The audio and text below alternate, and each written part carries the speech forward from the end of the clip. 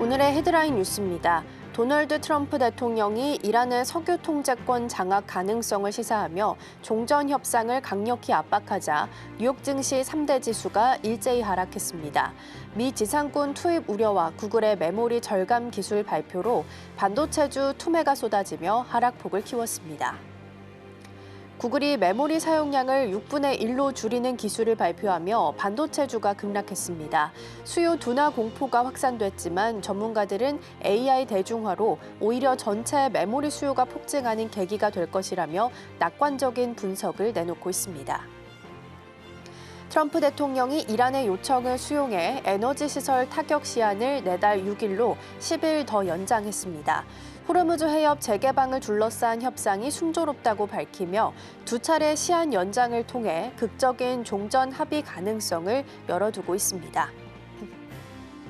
이란 사태에 따른 물류와 원자재 가격 폭등으로 우리 기업들의 체감 경기가 급격히 얼어붙고 있습니다. 다음 달 기업 심리지수 전망치는 전월 대비 4.5포인트 하락하며 지난해 초 비상계엄 사태 이후 1년 3개월 만에 가장 큰 폭으로 떨어졌습니다.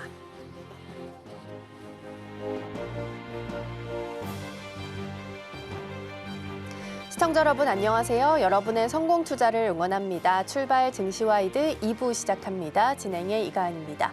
어제 뉴욕 증시는 하락하면서 마감했습니다. 마감 시한이 다가옴에도 불구하고 별다른 대화와 진전이 없는 것으로 확인이 되면서 시장은 실망하는 모습이 나타났고요. 나스닥은 고점 대비해서 10% 정도 하락하면서 본격적인 조정 국면에 들어갔습니다. S&P 500 지수도 200일 이평선을 깨고 내려오긴 했는데요.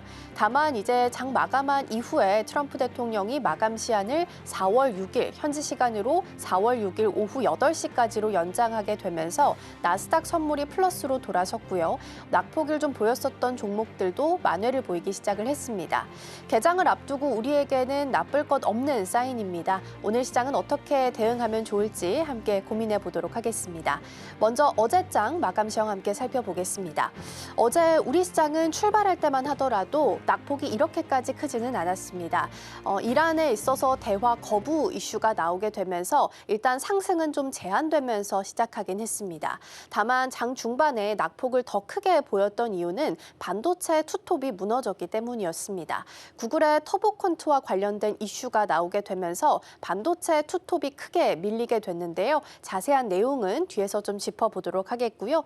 코스닥 같은 경우에는 5,500선을 늘 좀 지켜줬었는데 여기까지 어제는 좀 이탈이 나왔습니다. 그래서 오늘 일단 애프터마켓에서 좋은 소식이 좀 들려왔기 때문에 다시 5,500선에 안착할 수 있을지가 가장 주된 포인트로 보시면 될 것 같고요. 코스닥은 상대적으로 코스피 대비해서는 덜 빠졌습니다. 여기서는 제약 바이오주들이 힘을 내줬기 때문인데 이에 대한 내용들도 뒤에서 짚어보겠습니다. 자, 그럼 넘어가서 수급 상황 살펴보도록 하겠습니다. 외국인과 기관 투자자가 덜어냈고요. 이날도 외국인 투자자들은 대규모로 덜어내는 모습이었습니다. 특히나 이날은 반도체 투톱이 좀 밀리면서 외국인도 전기 전자를 중심으로 해서 매도세가 강하게 압박되는 모습들이 확인됐습니다. 다음으로 코스닥 살펴보도록 하겠습니다.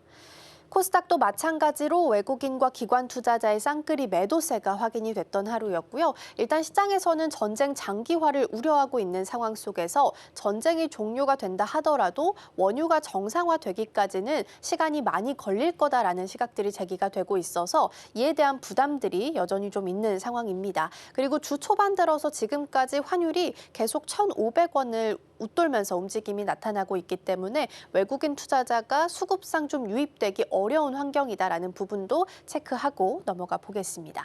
다음으로 준비된 페이지 보도록 하겠습니다. 첫 번째로 어제 반도체주가 크게 밀렸던 이유 먼저 살펴볼 텐데요. 그림에서 보시다시피 구글의 커버톤트가 등장을 하면서 삼성전자와 하이닉스 모두 주가가 크게 내리는 모습들이 나타났습니다. 터보컨트 많이 들으셨겠지만 쉽게 말씀드리면 챗GPT나 제미나이를 통해서 우리가 대화를 하게 되죠. 그때마다 대화가 길어질수록 예전 내용들을 기억을 해야 되는데 그 기억하기 위해서 메모리를 많이 잡아먹고 있습니다. 그리고 그 대화가 길어지면 길어질수록 갈수록 메모리가 점점 AI가 느려질 수밖에 없기 때문에 막대한 양의 메모리 반도체가 필요한 상황이었습니다. 그런데 구글에서 알고리즘을 새롭게 공개한 겁니다. 메모리 반도체 사용을 획기적으로 줄여줄 수 있다라는 거고요. 기억에 있어서 정확도는 그대로 유지하되 지금 크기만 6분의 1로 줄여주는 알고리즘이 새롭게 공개가 된 겁니다. 그런데 시장에서는 이런 내용으로 일단 주가가 하락을 했지만 하루가 지나면서 오히려 낙관적인 시각들이 제기가 되고 있어서 좀 정리해 보도록 하겠습니다.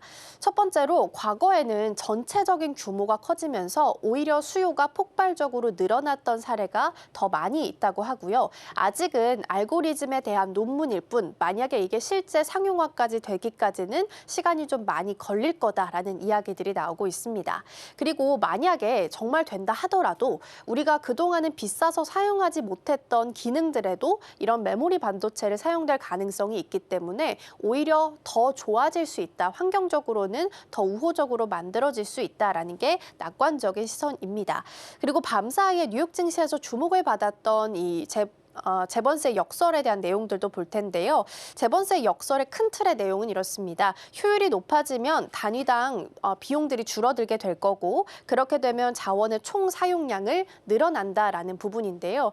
예를 들어서 자동차 연비가 좋아지게 된다 하면 우리가 연비가 좋아졌으니까 더 많은 곳을 움직일 때 자동차를 사용할 가능성이 높아지게 되겠죠. 이런 것처럼 데이터 비용이 줄어들게 된다면 결과적으로 사용하는 양도 늘어나게 될 거고 데이터를 사용하는 메모리의 총량도 늘어나게 될 거다라는 게 이 재번세 역설입니다. 이러한 부분들이 오늘 우리 시장에서 반영이 되면서 주가가 같이 회복될 수 있을지 챙겨보시면 좋겠습니다. 다음으로 넘어가 보시죠. 다음으로는 어제 시장에서 주목을 받았던 제약바이오 살펴볼 텐데요. 이 동그라미 글자가 잘 안 보이시겠지만 3,000당 제약이라고 쓰여 있습니다. 한 할머니가 객장에 찾아와서 여기 있는 종목들 매수해 주세요라고 이야기를 했다고 하는데 그때 이 3,000당 제약이 이만큼 오를 줄은 몰랐다라는 거였는데요. 3,000당 제약이 지금 시총 1위에 오르면서 최근 들어서 히어로 종목으로서 역할을 톡톡히 좀 하고 있죠. 먼저 3,000당 제약부터 보면 최근에 이제 전달드린 바와 같이 경구 인슐린에 대한 기대감이 있습니다. 만약에 성공하게 될 경우에는 세계 최초로 경구 인슐린을 개발하는데 성공한 기업이 될 것으로 보이고요. 3,000단 제약은 지금 5월에 MSCI 편입에 대한 기대감도 있습니다. 이렇게 되면 패시브 자금에 대한 유입 기대감도 같이 가져볼 수 있습니다. 그리고 어제는 알테오젠과 바이오젠에 있어서 ALT 비포 소식도 나왔습니다. 이게 피하 지방으로 바꿔줄 수 있는 제형을 의미를 하게 되는데 규모가 꽤 큽니다. 일단 선급금으로 받는 건 한 300억 원 정도인데 총 계약 규모를 봤을 때는 8,600억 원 정도로 꽤나 큰 규모라서 주목해 볼 만합니다. 이에 대한 계약 내용들은 이어지는 와이드 리포트에서 좀 살펴보실 거고요. 마지막으로 ABL 바이오 같은 경우에는 BBB 셔틀과 관련해서 어제 치료제 FDA 승인이 있었습니다. BBB라고 하면 혈관과 뇌를 막아주는 장벽을 의미하고요. 셔틀이라고 하면 이 장벽을 통과시켜 줄 수 있는 일종의 티켓 같은 역할을 하는 약이라고 보시면 되겠습니다. 어제는 헌터 증후군과 관련한 부분들 치료제 FDA 승인 소식이 보도가 되기도 했습니다. 일단 이건 제약 바이오에 있어서 개별적인 호재들을 좀 짚어본 거고요. 큰 틀에서 본다면 제약 바이오주들에게는 꽤나 주목할 만한 모멘텀들이 많이 있습니다. 일단 국내 연기금에서 운용 성과 평가를 하는데 여기에 대한 방식이 개편이 됩니다.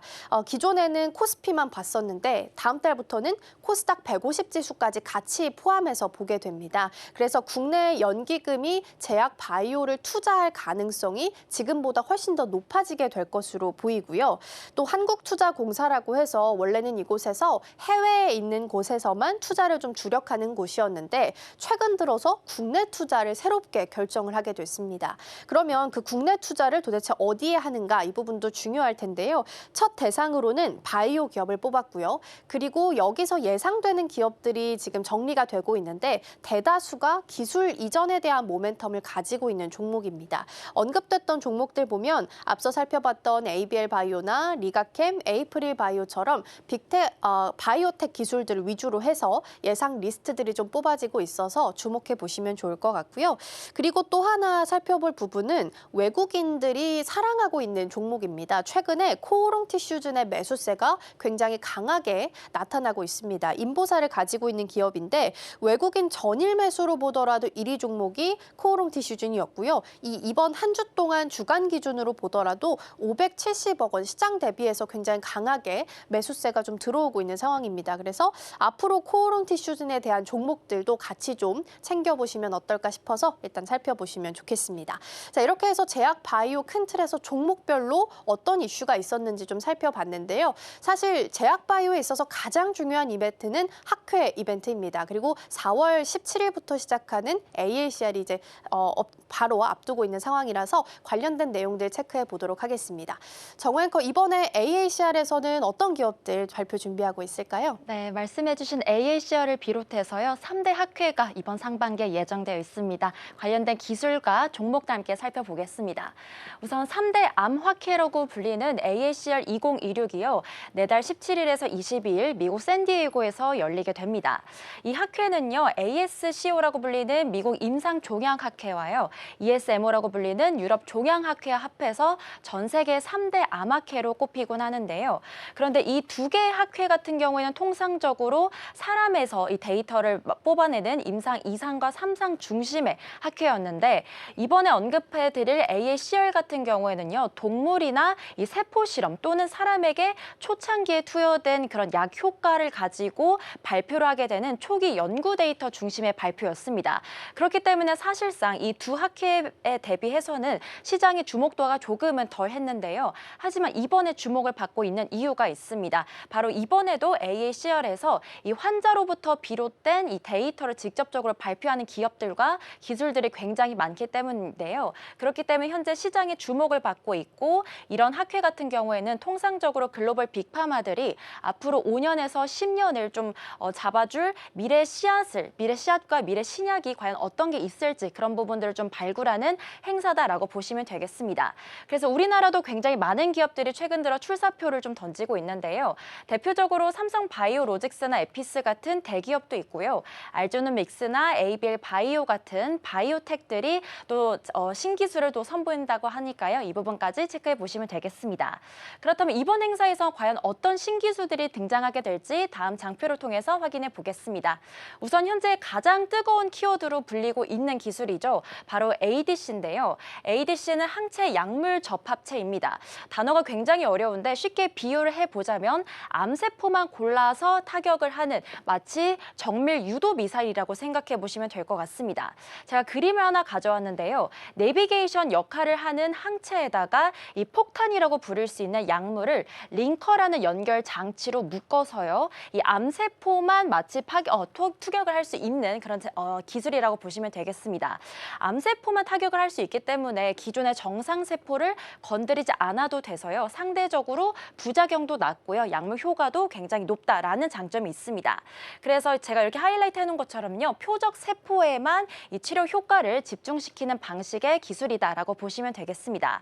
그래서 ADC 관련해서는요, 리가켄 바이오나 삼성 바이오 에피스 그리고 ABL 바이오가 기존에 갖고 있던 ADC의 부작용을 좀 낮춘 신기술을 공개할 예정입니다. 다음 기술도 살펴보겠습니다.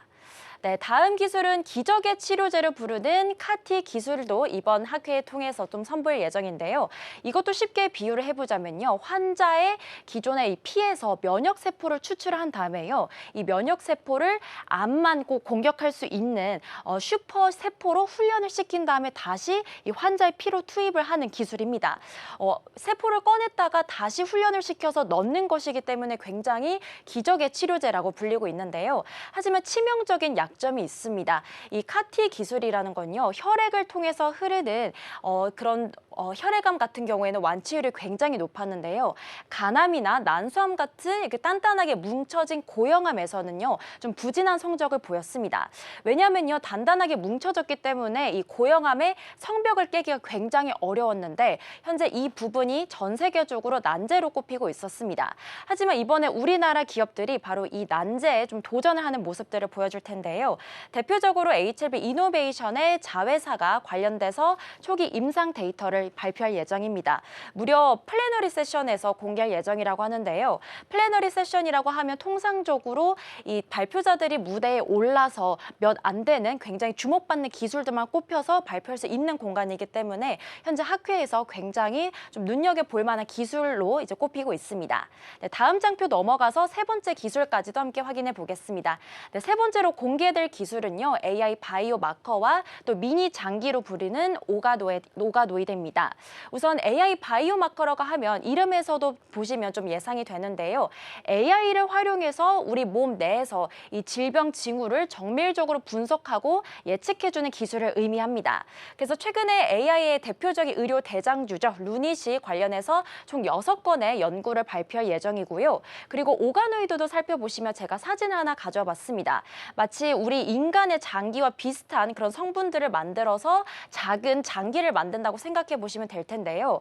우선 삼성 바이오로직스가 기존에는 단순히 약품을 대신 만들어주는 CMO 쪽으로만 좀 사업을 수행해 왔는데 이번에는 연구까지 대행해주는 CDRMO 쪽으로 좀 체질 개선을 나서고 있습니다. 그래서 이 과정에서 오가노이드를 최초로 공개하게 되는데 오가노이드가 앞서 말씀드린 것처럼 줄기세포를 뽑아서 사람 장기와 85% 가까이 거의 유사하게 만드는 미니 장기라고 보시면 됩니다.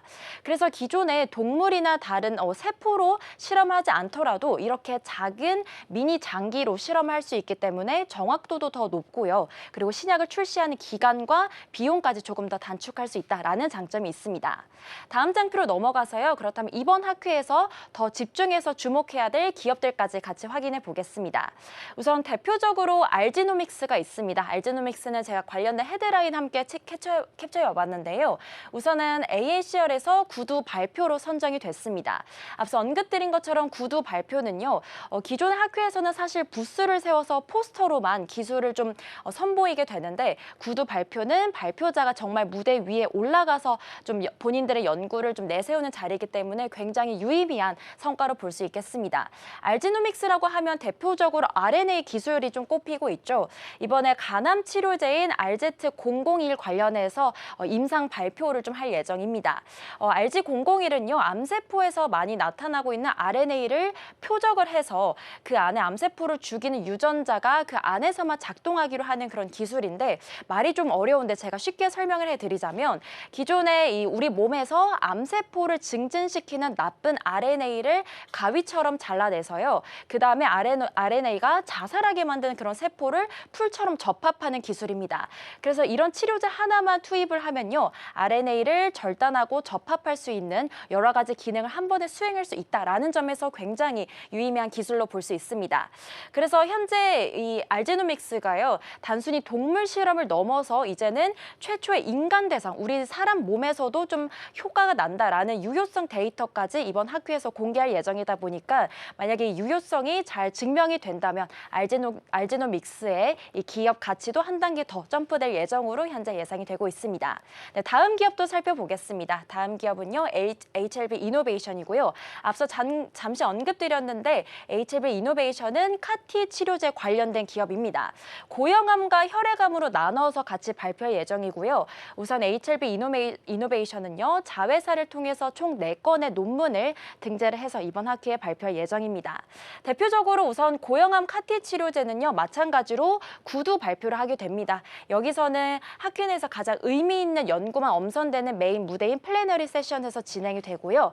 앞서 언급드린 것처럼 단단하게 뭉쳐져 있는 간암과 난소암 관련해서 여전히 카티 치료제가 전 세계적인 난제가 있었다고 했었죠. 그 부분을 좀 풀어줄 임상 결과를 발표할 예정이고요. 그리고 혈액암 관련해서도 기존 대비해서 좀 더 우수한 항종의 효과를 갖고 있는 기술까지도 함께 공개할 예정입니다. 다음 장표로 넘어가서요. 나머지 기업들까지 확인해 보겠습니다. 네, 우선 삼성 바이오에피스와 리가켄 바이오까지도 이번 AACR에 참석해서요. 관련된 신기술을 공개할 예정입니다. 삼성 바이오에피스 같은 경우에는 통상적으로 바이오 시밀러, 즉 다시 말해서 오리지널 의약품의 특허가 만료되면 복제약을 다시 만들게 되는데 그걸 바이오 시밀러라고 부르게 되죠. 삼성 바이오에피스가 원래는 바이오 시밀러 쪽의 사업을 좀 구현해 왔었는데요. 이번에 AACR에 참석을 하면서 이 신약 개발사로서의 체질 전환을 좀 공식화하려고 하는 그런 움직임을 선언하게 됐습니다. 그리고 여기다가 삼성 바이오에피스가 자체적으로 개발한 첫 신약인 SB303까지 좀 공개를 할 예정인데요.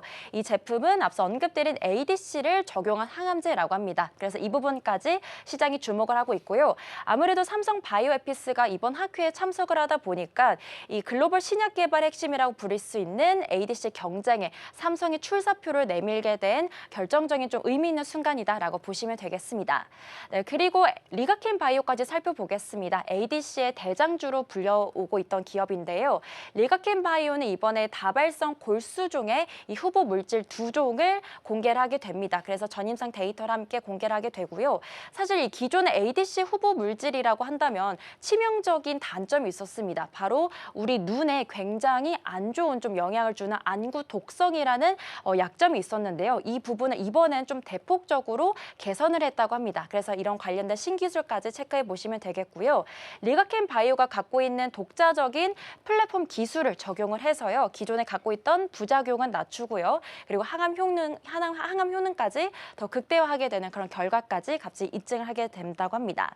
그래서 ADC 관련돼서 이 우월성까지도 전 세계 증명해줄 기대주로 현재 꼽히고 있습니다.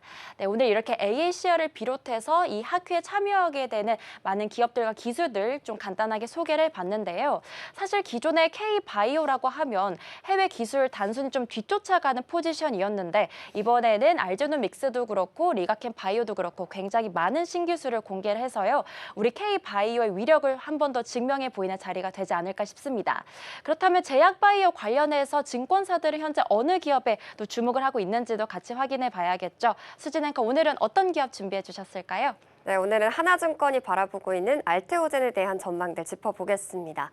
네, 지금 하나증권은 알테오젠에 대한 목표 주가를 58만 원으로 상향했고요. 매수 의견을 유지하고 있습니다. 리포트의 제목을 진짜가 돌아온다. 아직도 남은 호재 이벤트라고 달았는데요. 어떤 이벤트에 주목하고 있는지 하나씩 보도록 하겠습니다. 우선 알테오젠은 핵심 플랫폼을 가지고 있죠. 알트비포라는 이 약을 가지고 있습니다. 인간 히알루로니나제라고 생각하시면 되는데 이 기술의 핵심은 정맥 주사를 피하 주사 제형으로 변경한다라는 겁니다. 그러니까 정맥 주사를 한번 생각을 해보시면 이 정맥에 주사를 한번 맞는데 굉장히 오랜 시간이 걸립니다. 전문가가 이 주사를 한번 놓는데 거의 2시간이 걸린다고 할 정도니까요. 그런데 이 정맥 주사가 아니라 이제 피하 주사, 그러니까 피부 밑에 주사를 직접 놓는 우리가 쉽게 맞는 감기 주사 같은 주사 형태로 바뀌게 되면서 이것에 대해서 편의성이 높아지게 되고 있습니다. 병원 방문 없이 이제는 간편하게 자가 투여할 수 있는 상황도 늘어나게 됐고요. 이러한 혁신성을 갖추고 있으면서 고분자 의약품의 투여 시간까지 획기적으로 단축시키고 있습니다. 시간 단축 부분에서 일단 소비자가 많이 늘어날 수도 있겠다라는 전망이 나오고 있고요. 이러한 핵심적인 기술 자체를 전 세계에 2곳밖에 가지고 있지 않다고 합니다. 지금 할로자임과 알테오젠이 그 대상이고요. 독보적인 기술력을 가지고 있기 때문에 진입 장벽이 높고 또 경쟁자가 많지 않은 만큼 이 부분에 대해서 성과가 더욱더 늘어날 것이다 라는 전망도 나오고 있습니다. 숫자로 한번 알테오젠 전망 짚어볼게요. 2025년의 매출액부터 7년의 매상 매출액을 가지고 와봤는데요. 25년에 거의 2,021억 원 정도가 전망이 되고 있습니다. 그런데 26년에 가서 이것이 4,712억 원으로 늘어나고요. 27년에 가서는 1조 원을 넘어서게 됩니다. 1조 9천억 원 정도가 매출액으로 찍힐 예정입니다. 영업이익도 보면 가파르게 성장하고 있죠. 영업이익 1,100억 원 정도였던 게 이제 26년에 들어서 3천억 원으로 올라가게 되고요. 27년이 된다면 6천억 원까지 증가하게 되겠습니다. 이렇게 매출과 영업이익 실적이 잘 찍히겠다라는 증권가의 전망이 나오고 있는데 어떤 이유인지 다음 장에서 통해서 확인해 보도록 하겠습니다. 우선 어제장 정말 알테오젠을 뒤흔들었던 대형 호재 소식이 있었습니다. 바이오젠과의 독점 계약 소식인데요. 글로벌 제약사 바이오젠과 기술 수출 계약을 맺었습니다. 이 부분 대해서 살펴보자면 바이오젠의 스위스 자회사에 바이오 의약품 2개 품목에 대해서 방금 말씀드렸던 알트비포의 기술을 납품하기로 했습니다. 독점 라이선스 계약이고요. 계약 규모가 무려 5억 7,900만 달러입니다. 우리 돈으로 8,675억 원이 되겠습니다. 이것이 좀 주목이 될 만한 부분이 파트너사 계약 규모에 대한 리포트를 확인해 봤습니다. 이 부분에서 특히 선급금에 주목해 볼 만한데요. 반환 의무가 없다라는 점이 굉장히 특징적입니다. 일단 계약을 하자마자 동시에 2천만 달러 정도가 알테오젠에 들어오게 됩니다. 2천만 달러라고 한다면 300억 원 정도가 우리 돈으로 들어오는 거고요.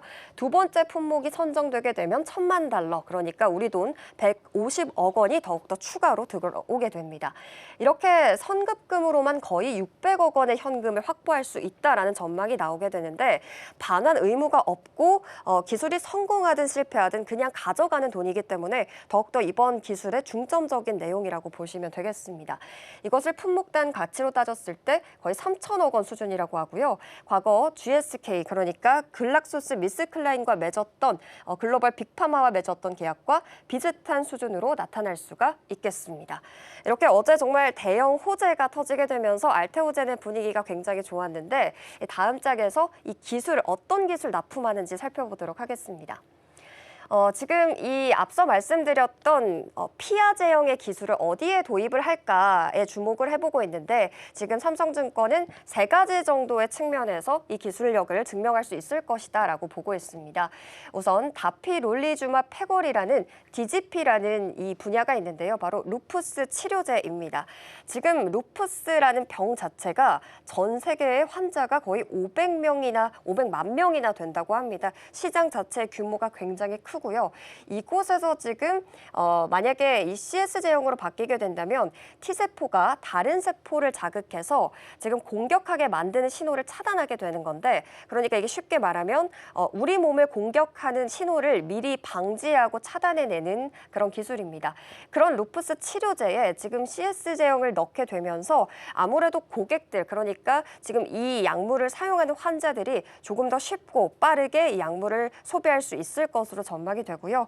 현재 임상 3상이 순조롭게 진행 중이라고 합니다. 이 부분에 있어서 앞으로 이 데이터는 2028년에 확인이 가능할 것이고요. 일단 증권가에서는 무조건 이 안에서의 실적은 올라갈 수밖에 없다. 일단 소비자가 거의 500만 명이 되는 난치병이기 때문에 긍정적으로 계속 이 제형이 확대될 수밖에 없다라는 이야기가 나오고 있습니다. 그리고 두 번째 들어갈 수 있는 핵심 기술 한번 살펴보겠습니다. 치료제로 이제 펠라르타맙이 있는데 신장 질환 치료제라고 생각을 하시면 됩니다. 그러니까 장기 이식을 받았던 환자들에게서 나타나는 거부 반응이 있는데요. 그것이 굉장히 아프고 고통스럽다고 합니다. 그런데 그 반응을 막아주는 약이 바로 이 약인데 미국 시장에서 이 약의 규모가 거의 20억 달러입니다. 그런데 이렇게 많이 사용하고 있는 약이기도 하지만 여기서 지금 소비자들 자체가 너무나 고통스러운 상태에서 약을 투약하는 거다 보니까 약을 오래 맞고 있는 것 자체가 굉장히 힘든 상황입니다. 그렇기 때문에 만약에 이 CS 제형으로 변화가 돼서 주사를 맞는 시간이 단축되게 된다면 일단 환자들의 삶의 질을 올려줄 수 있다라는 평가를 받고 있고요. 2027년 이 임상 결과가 나올 것으로 전망이 나오고 있습니다. 그리고 마지막으로 가장 주목되는 분야가 바로 이 레켐비라는 분야라고 합니다. 알츠하이머 치료제인데요. 고용량 1회 투여 제형 필요성이 증대가 되면서 현재 이 CS 제형에 대한 주목이 높아지고 있습니다. 그러니까 사실 이 알츠하이머를 치료하기 위해서 약물을 투여하는 게 거의 정말 대용량으로 2번 이상은 맞아야 한다고 합니다. 그런데 이 과정도 고통스럽고 시간도 오래 걸리기 때문에 1회 정도만 투여하면 정말 좋겠다라는 그런 상황이 생기게 됐고 이 CS 제형이 절실하게 됐는데 알테오젠의 이번 기술을 통해서 앞으로 알트비포를 활용하게 된다면 시장의 파급력이 극대화가 될 수 있겠다라는 전망까지 나오고 있는 상황입니다. 자, 그렇다면 다음 장에서 또 하나 살펴보겠습니다. 이것이 왜 서프라이즈인가라고 증권가가 주목하는 부분은 일단 꾸준히 새로운 고객과 계약을 하게 됨으로써 시장의 지배력을 늘리고 있다는 점을 좋게 보고 있고요. 그리고 글로벌 표준화가 되고 있습니다. 일단 빅파마들과의 이런 협업이 지속이 되게 되면서 플랫폼이 확장되게 있고 그리고 기술 자체가 공신력을 쌓아가고 있는 상황입니다. 그러면서 표준으로 자리 잡고 있는 모습이고요. 실적의 가시성도 주목을 하고 있습니다. 1분기 중에 거의 600억 원의 현금이 유입될 것이고 이것이 결국 재무 건전성을 강화할 수 있다라는 이야기 나오고 있습니다. 하나증권은 로열티의 조건보다 우리가 살펴봐야 되는 부분은 이 신규 고객의 확보가 굉장히 주요했다라고 평가를 하고 있습니다. 그리고 상반기 관전 포인트까지 짚어보겠습니다. 4월에 미국 보험 코드가 발효가 되는데 이 J 코드가 무엇이냐면요. 사실 이전에는 이 병원 측면에서 보험금을 청구하는 과정이 굉장히 서류 작업이 오래 걸렸다고 합니다. 그렇다 보니까 병원에서 이 보험을 청구하는 작업을 하지 않기 위해서 오히려 처방을 안 해줬다고 해요. 그런데 이 보험 코드가 발효가 된다면 코드를 입력하는 것만으로도 자동으로 보험금이 청구가 돼서 오히려 처방하는 것이 굉장히 편리해졌다고 하거든요. 그렇기 때문에 실제 처방 숫자가 확 늘어날 것이다라는 전망이 나오고 있고요. 4월부터 시행이 되니까 이것이 증명이 되는 건 5월쯤에 수치로 증명이 될 것이다라는 이야기 나오고 있습니다. 그리고 또 다른 대형 계약이 있겠죠. 작년 12월에 예고했던 옵션 계약들이 정식 본계약으로 전환될 시기이기도 하고요. 그리고 6월 초에 특허 분쟁이 끝나는 것들이 많습니다. 그래서 이러한 부분에서 리스크가 해소될 것이다라는 전망도 나오고 있습니다. 자, 그렇다면 어제장 알테오젠의 흐름도 짚어보겠습니다. 어제장의 흐름입니다. 6% 상승하면서 38만 원 선에서 종가 형성했습니다. 어제 이렇게 활약을 하게 되면서 코스닥 시장 2위로 등극하게 됐는데요. 오늘 장에서의 알테오젠 흐름도 지켜보셔야 되겠습니다. 지금까지 와이드 리포트였습니다.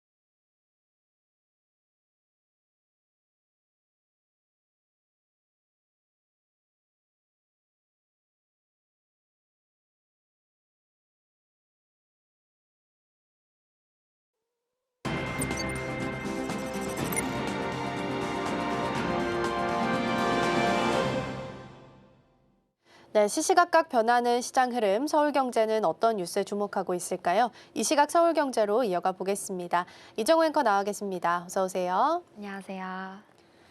네, 오늘 첫 번째로 삼성전자 파운드리 이야기해 보도록 하겠습니다.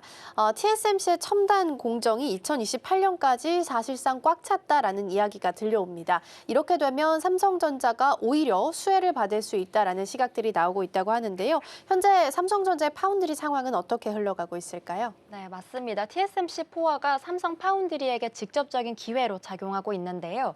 어제 대만 현지 언론에 따르면 TSMC의 2나노 이하의 첨단 공정은 이미 28년도 이후까지 상당 물량이 선 예약된 상태다라고 파악이 되고 있습니다.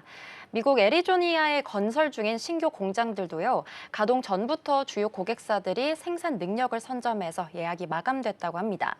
엔비디아나 브로드컴, 인텔과 퀄컴 등이 첨단 공정 확보 경쟁에 뛰어든 데다가 또 AI 반도체가 GPU에서 이제는 CPU와 A식으로 확장이 되다 보니까 파운드리 수요 기반 자체가 넓어지고 있습니다. 이 과정에서 고객사들이 특정 파운드리 의존도가 높아질수록 공급 차질과 비용 상승 리스크가 커지기 때문에 멀티 파운드리 전략을 검토하기 시작했는데요. 삼성전자는 3나노 GAA 공정 양산 경험을 확보했고요. 또 여기다가 2나노 공정 개발도 현재 진행 중에 있습니다. 미국 텍사스 테일러의 2나노 공장을 신설 중으로 내년 하반기 가동 또한 예정되어 있는데요. 여기다가 최근 수율도 60% 이상으로 끌어올리면서 기술에 대한 신뢰도까지 현재 높아져 있습니다. 그래서 결론적으로는 공급망 다변화 움직임이 본격화되고 있는 지금이 삼성 파운드리가 고객을 확보할 수 있는 기회로 보이고 있습니다. 네, TSMC의 포화 상태가 오히려 삼성전자에게는 호재로 작용할 수 있다라는 말씀 주셨습니다.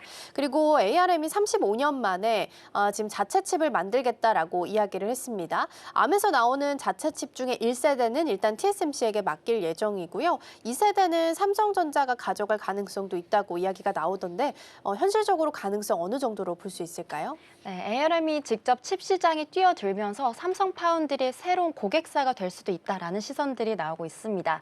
최근 미국 샌프란시스코에서 열린 ARM 에브리웨어 행사에서요. 르네하스 CEO는 35년 역사상 처음으로 칩 제조 사업을 시작한다고 선언했습니다. 이날 공개된 AGI CPU는 AI 데이터 센터에 특화된 중앙 처리 장치인데요. 에이전트 AI 최적화된 성능과 저전력 효율을 강점으로 내세웠습니다. 1세대 제품은 올해 말쯤에 TSMC 3나노 공정으로 양산에 들어가고요. 2세대는 내년 정도에 출시할 예정으로 현재 보이고 있는데요. 이날 모하메드 아와드 수석 부사장이 삼성전자와 오랜 협력 관계를 유지해왔다면서 향후 삼성 파운드리를 통한 생산 가능성도 검토하고 있다고 직접적으로 밝혔습니다. ARM의 CPU 아키텍처는 이미 삼성 엑시노스에도 쓰이고 있습니다. 그렇기 때문에 두 기업의 협력 역사는 오랜 기간 이어져 왔는데요. ARM이 2세대부터 삼성 파운드리를 선택하게 된다면 TSMC에 대한 의존도를 낮추고 또 비용 경쟁력도 함께 확보하는 구조가 됩니다. 그래서 삼성전자 입장에서는 엔비디아와 그리고 AMD에 이어서 ARM이라는 또 하나의 대형 고객 가능성이 열리게 되는데요.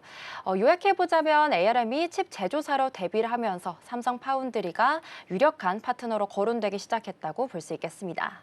네, 원래 아몰딩스 같은 경우에는 설계해서 그 IP를 팔면서 수수료를 받았던 기업입니다. 근데 이번에는 자체 칩을 35년 만에 제작하겠다라고 이야기를 좀 꺼내놓은 상황입니다. 그리고 어제는 시장에서 터보퀀트가 큰 충격을 줬습니다. 앞서 제가 브리핑에서도 살짝 언급드린 것처럼 삼성전자랑 하이닉스 반도체 투톱이 크게 내리는 원인이기도 했었는데요. 근데 이게 오히려 파운드리에겐 기회가 될 수 있다던데 이건 어떤 내용일까요? 네, 우선 시장에서는 이 터보퀀트를 메모리보다는 파운드리에 대한 수요를 키울 수 있다라는 시선들이 현재 보여주고 있습니다.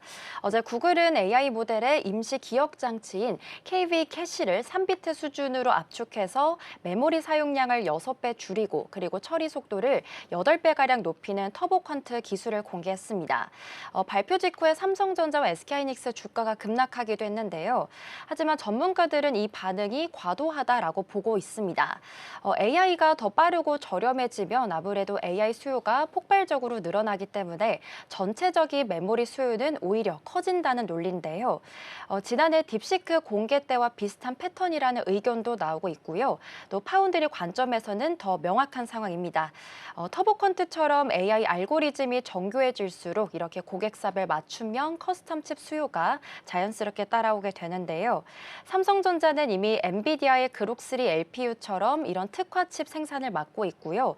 또 메모리와 파운드리를 동시에 보유하고 있는 삼성전자의 턴키 전략이 더욱더 빛을 발하는 구조입니다. HBM4부터는 베이스 다이에 로직이 들어가는 구조이다 보니까 파운드리 기술이 메모리와 함께 성장하는 흐름도 이어지고 있습니다. 그래서 정리해보자면 터보퀀트는 단기적인 주가 충격은 있었지만 AI 칩 다양화를 가속시켜서 삼성전자 파운드리에게는 중장기적으로는 유리한 방향이 될 수 있다라고 볼 수 있겠습니다. 네, 터보퀀트가 가져올 파운드리의 영향까지 체크를 좀 해봤고요. 사실 이제 애프터마켓에서 조금 더 연장 시한이 4월 6일로 연장이 돼서 오늘 시장이 좀 괜찮지 않을까 싶었는데 낙폭을 그대로 받아갑니다. 삼성전자가 18만 원 선까지 이탈하면서 17만 원 선에서 한 3% 떨어지고 있고요. SK하이닉스도 90만 원 선 이탈한 현재 나타나고 있다라는 부분까지 체크해 드립니다. 자, 그럼 넘어가서 하나오션과 K잠수함 이야기도 해보도록 하겠습니다. 하겠습니다. 하나오션이 어제 북미 방산업체와 파트너십을 체결했다고 합니다. 지금 캐나다 잠수함을 앞두고 있는 상황 속에서 이 파트너십이 어떤 의미를 갖게 되는 건지 먼저 챙겨보겠습니다. 네, 캐나다 현지 협력망을 촘촘히 쌓으면서요, 수주 경쟁력을 한 단계 더 높이는 전략이라고 볼 수 있겠습니다. 어제 업계에 따르면 하나오션은 북미 방산업체인 커티스 라이트와 예인소나 운용 시스템 분야에서 장기 협력 파트너십을 체결했는데요. 예인소나 운용 시스템은 잠수함이 소나를 풀거나 감아들이는 이 수종 탐지 핵심 장비라고 볼 수 있겠습니다. 하나오션이 CPSP를 수주할 경우 커티스 라이트가 장보고3 배치2 잠수함에 이 시스템을 공급하기로 했고요. 생산은 캐나다 온타리오주 현지에서 이뤄지게 됩니다. CPSP는 최대 60조 원 규모의 디젤 잠수함을 최대 12척을 건조하는 프로젝트죠. 6월 말 최종 사업자 발표 예정이고요. 캐나다 평가에서는 현지 산업에 대한 기여도가 핵심 요소로 꼽히고 있습니다. 그렇기 때문에 온타리오 조선소와 모호크 대학에 이어서 이제는 커티스 라이트까지 이렇게 현지 파트너를 확보하는 건 굉장히 중요한 포석으로 볼 수 있겠습니다.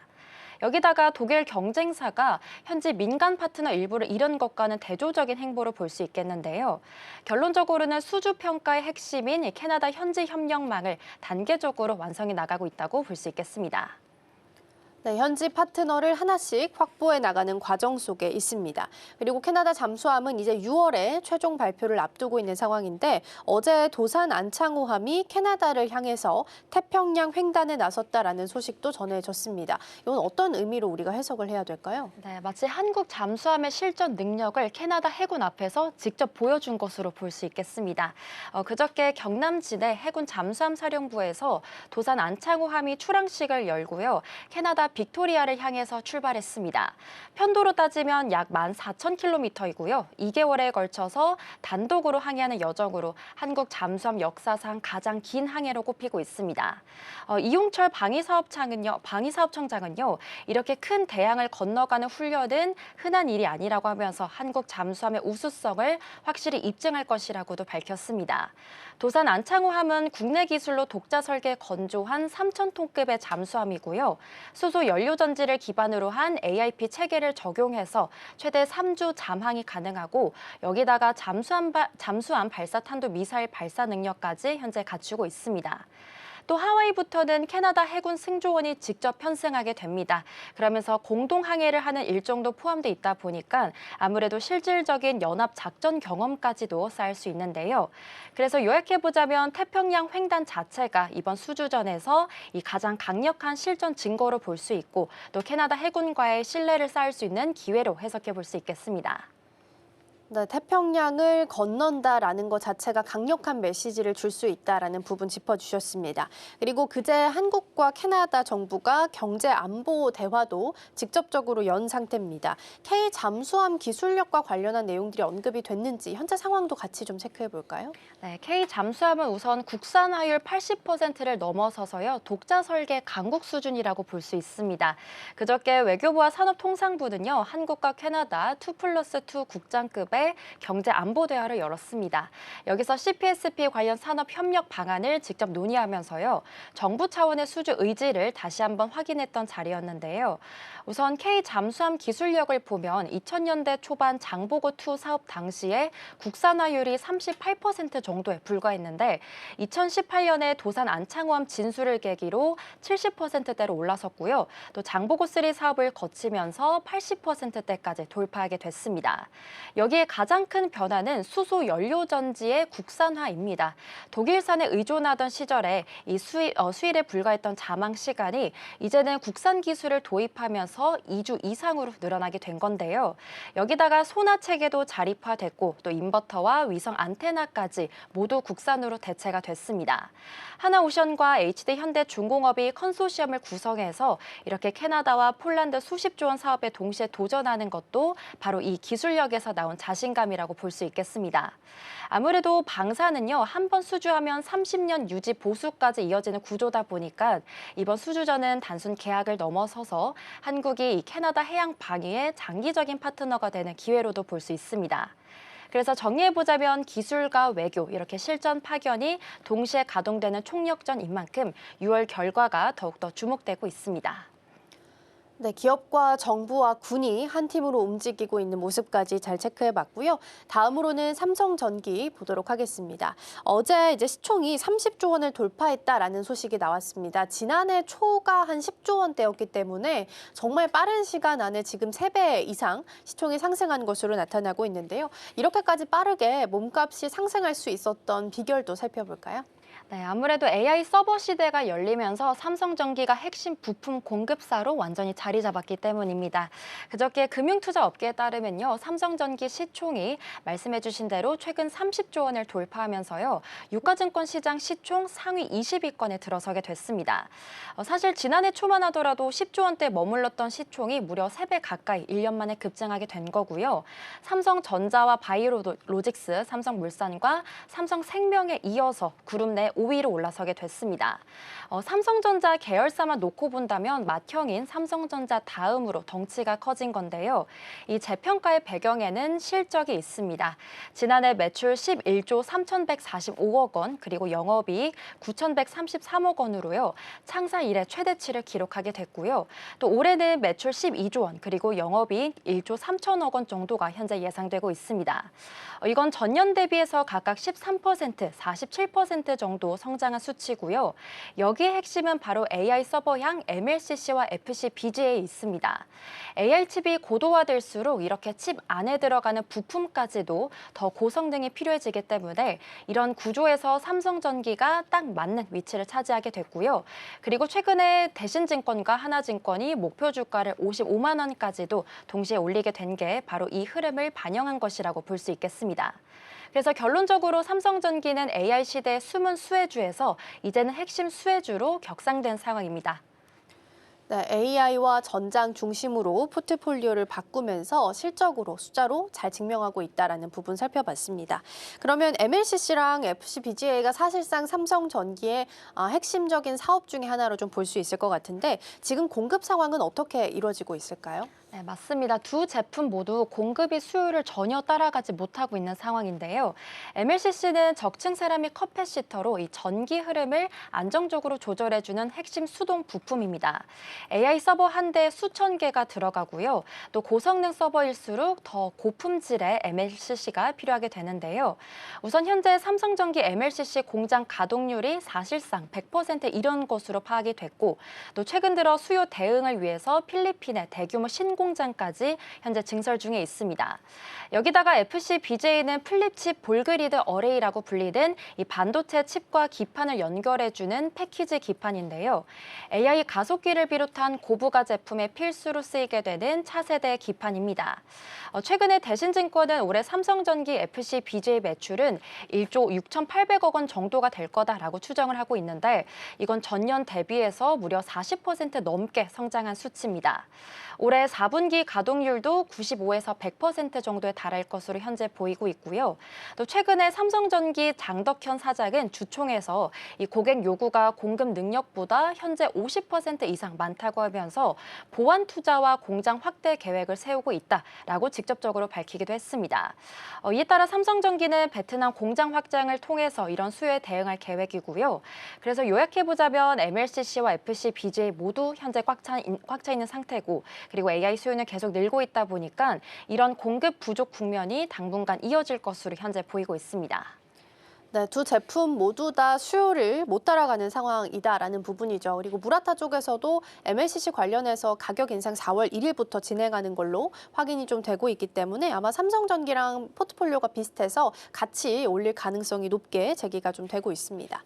그리고 추가적인 사업 포트폴리오로 로봇과 우주까지 준비를 좀 하고 있다는데 이건 어떤 내용일까요? 네, 올해 하반기부터 로봇 부품 양산이 시작이 되고요. 이제는 우주항공까지 영역을 더 넓혀 나가고 있습니다. 가장 가까운 변화가 휴머노이드 로봇인데요. 장덕현 삼성전기 사장은 지난 주총에서 카메라 센서와 MLCC 그리고 FCBJ 기판과 액추에이터 같은 삼성전기의 모든 제품이 휴머노이드 쪽에 정렬돼 있다면서 일부 제품은 올해 하반기부터 양산이 시작될 것이라고 밝혔습니다. 테슬라가 옵티머스의 연간 100만 대 생산을 목표로 제시한 만큼 현재 핵심 부품 공급사 지위가 굉장히 중요해진 상황인데요. 삼성전기는 이미 테슬라의 카메라 모듈을 대량으로 공급하고 있기 때문에 로봇 시장으로의 확장도 자연스러운 흐름으로 보이고 있습니다. 또 여기다 차세대 반도체 패키징 기술이라고 불릴 수 있는 유리 기판 쪽도 주요 빅테크들의 샘플을 공급하면서 양산이 앞당겨지고 있습니다. 또 우주항공 분야에서도 세계 최대 민간 우주항공 기업에 MLCC를 공급 중인 것으로 알려졌는데요. 이렇게 진입 장벽이 상대적으로 높은 우주항공 산업까지 이제는 영역을 더 넓혀나가고 있습니다. 그래서 스마트폰과 PC 중심이었던 기존의 삼성전기가 이제는 AI 서버와 전장 그리고 로봇과 우주까지 고객군을 넓히고 있고요. 실적 성장의 천장이 계속 더 높아지고 있다는 평가가 나오는 이유가 바로 여기에 있습니다. 그래서 정리해보자면 올해 하반기 로봇 부품 양산을 기점으로 해서요. 삼성전기의 사업 영역과 실적이 또다시 한 번 더 도약할 준비를 마친 상태입니다. 네, 올해 하반기로 본다면 실질적인 분기점이 될 수도 있겠다라는 부분 살펴봤습니다.